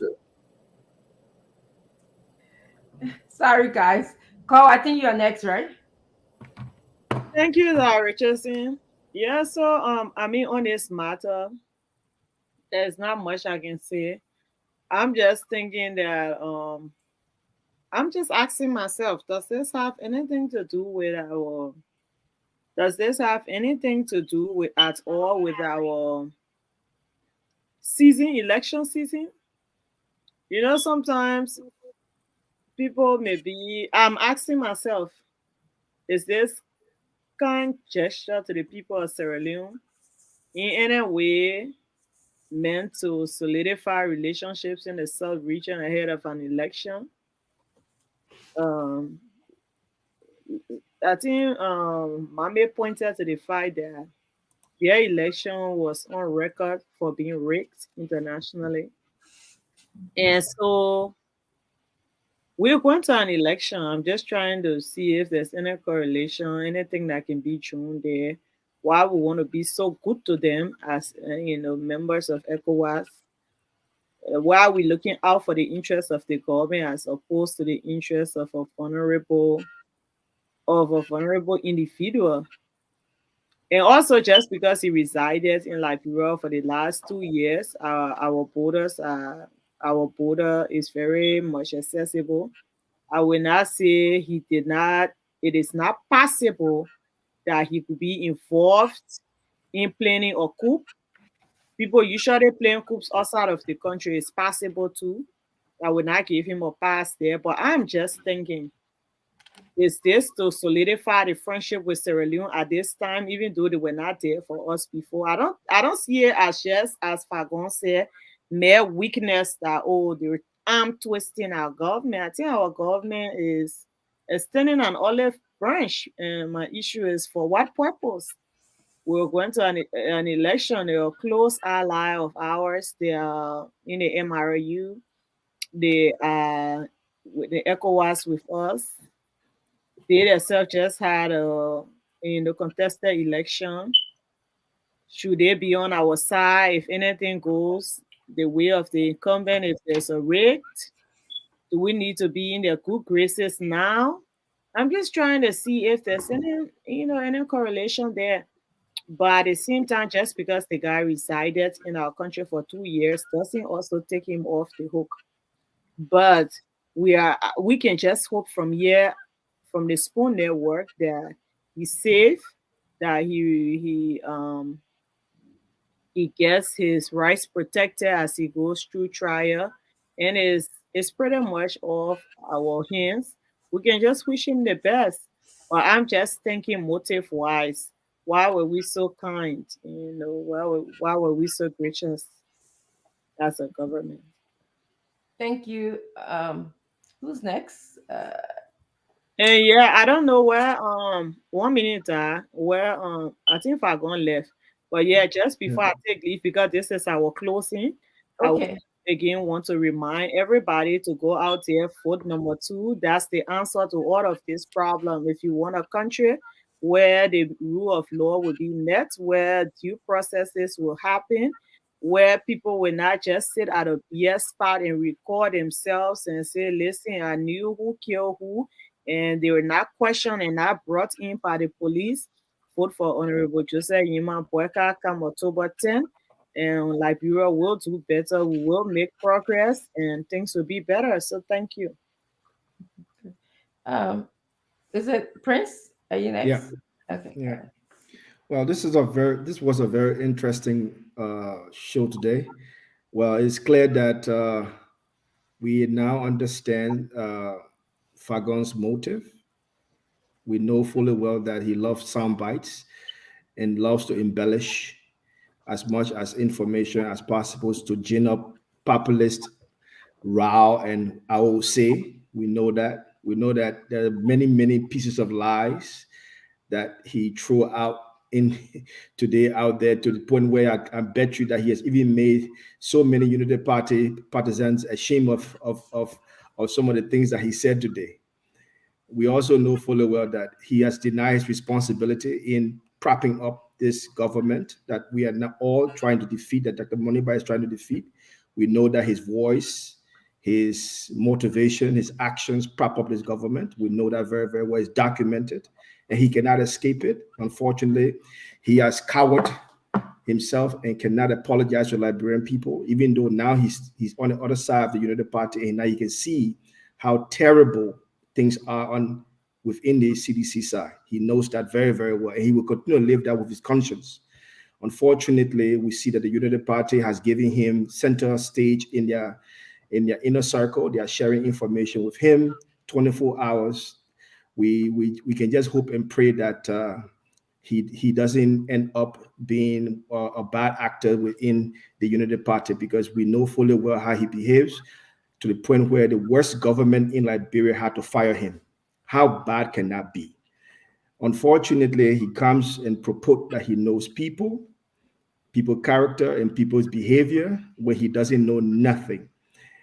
The clear understanding is that there are so many people within the Unity Party that respect Dr. Clarence Moniba. Dr. Clarence Moniba has sat many times with the Honorable Vice President Joseph Yuma Boyka. They've had sensitive discussions, and the Honorable Joseph Yuma Boyka holds Dr. Clarence Moniba in high regard. So Dr. Fagon's words cannot diminish that. When the standard bearer of the Unity Party holds Dr. Clarence Moniba in high regard, can Fagon's word diminish that? I don't understand. It doesn't make sense to me. So that is absolutely clear to me and everybody else. So the Liberian people are fully aware of Fagon's dealing, and they trust in the ability of Dr. Moniba. I do appreciate Ambula, and Ambula, I do agree with you. I remember the days where we were in the trenches at AME University trying to find our first degrees. So that's a reason why, for me, I don't argue with education. I don't argue, because people who know me, and people who I know. From the very first time Ambula sat on this, I have given Ambula my absolute respect, because I know him. When it comes to intellectuality, I know him. I understand him, because we're all there. And he will know that our group of people. So people like Eugene Fagon will come on air and say Prince Maxwell is this, and don't know my history. Hence I said, so yes. So that in that case, to just close quickly, to the youth of Liberia, as you can see today, quickly, the youth of Liberia, you can see today, I was very passionate about defending Dr. Moniba. Not because I 100% support Dr. Moniba, but I defend Dr. Moniba because of you all. People like Fagon want to diminish the momentum that you all have and take away the table from your voice so that you cannot have a representation. This is not going to happen. We are not going to allow that to happen. Dr. Moniba is not going to allow that to happen. He has made it his mission to represent you at all levels, including on this platform. Even if we have to stand up to Fagon and his lies, we will have to do that to make sure that your voices are heard around Liberia and in the election.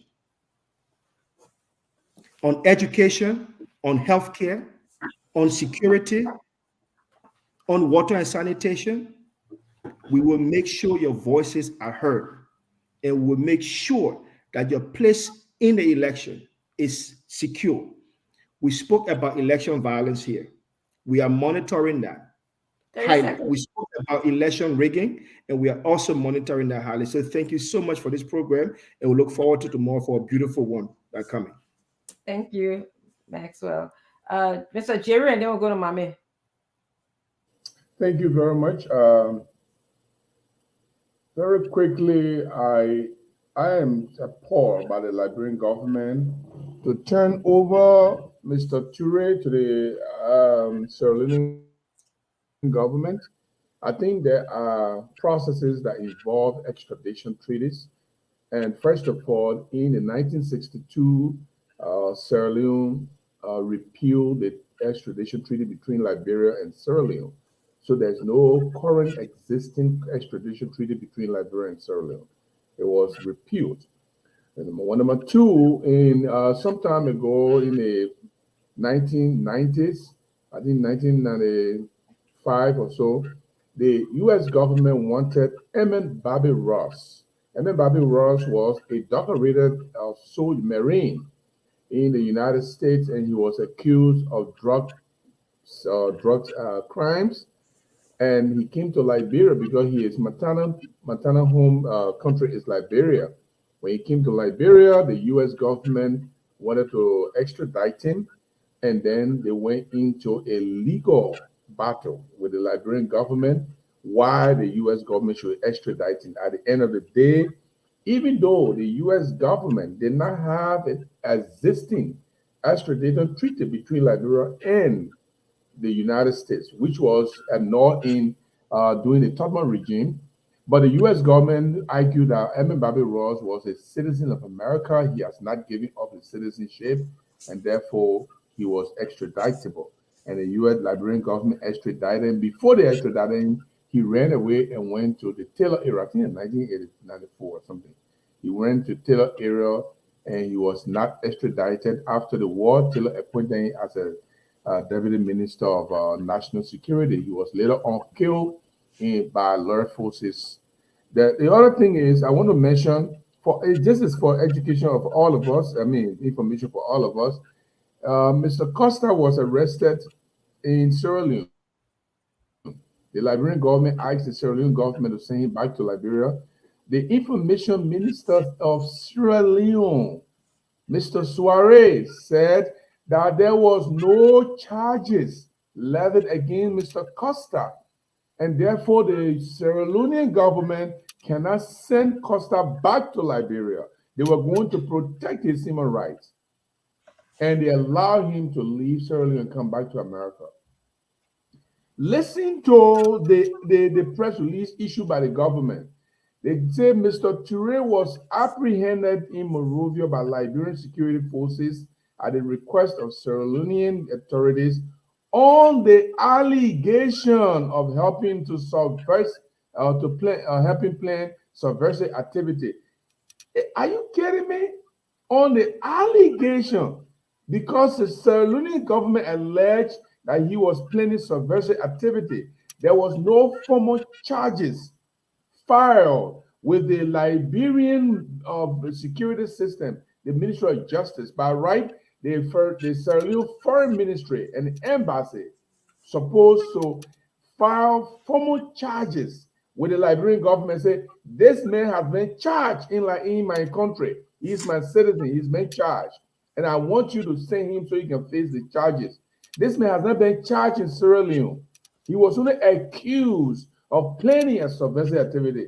The Liberian government also the same thing. Oh, Costa is accused of committing crime in Liberia. Sierra Leone government says, my man, the man get charges. You're not charging the man.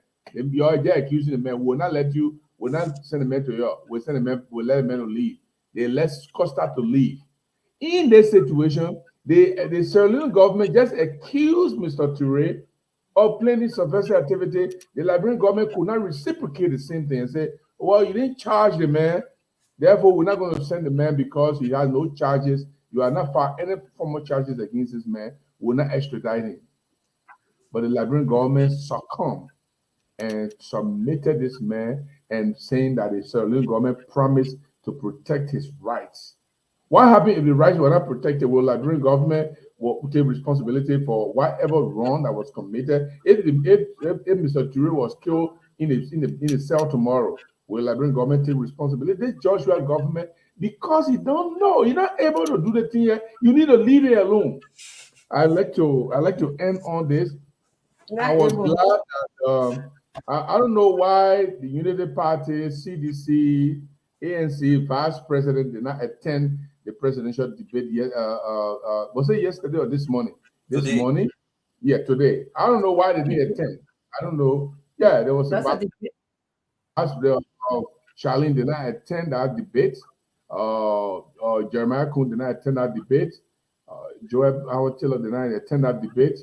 The LPP Vice Presidential candidate, Mr. Yabawolo, attended the debate.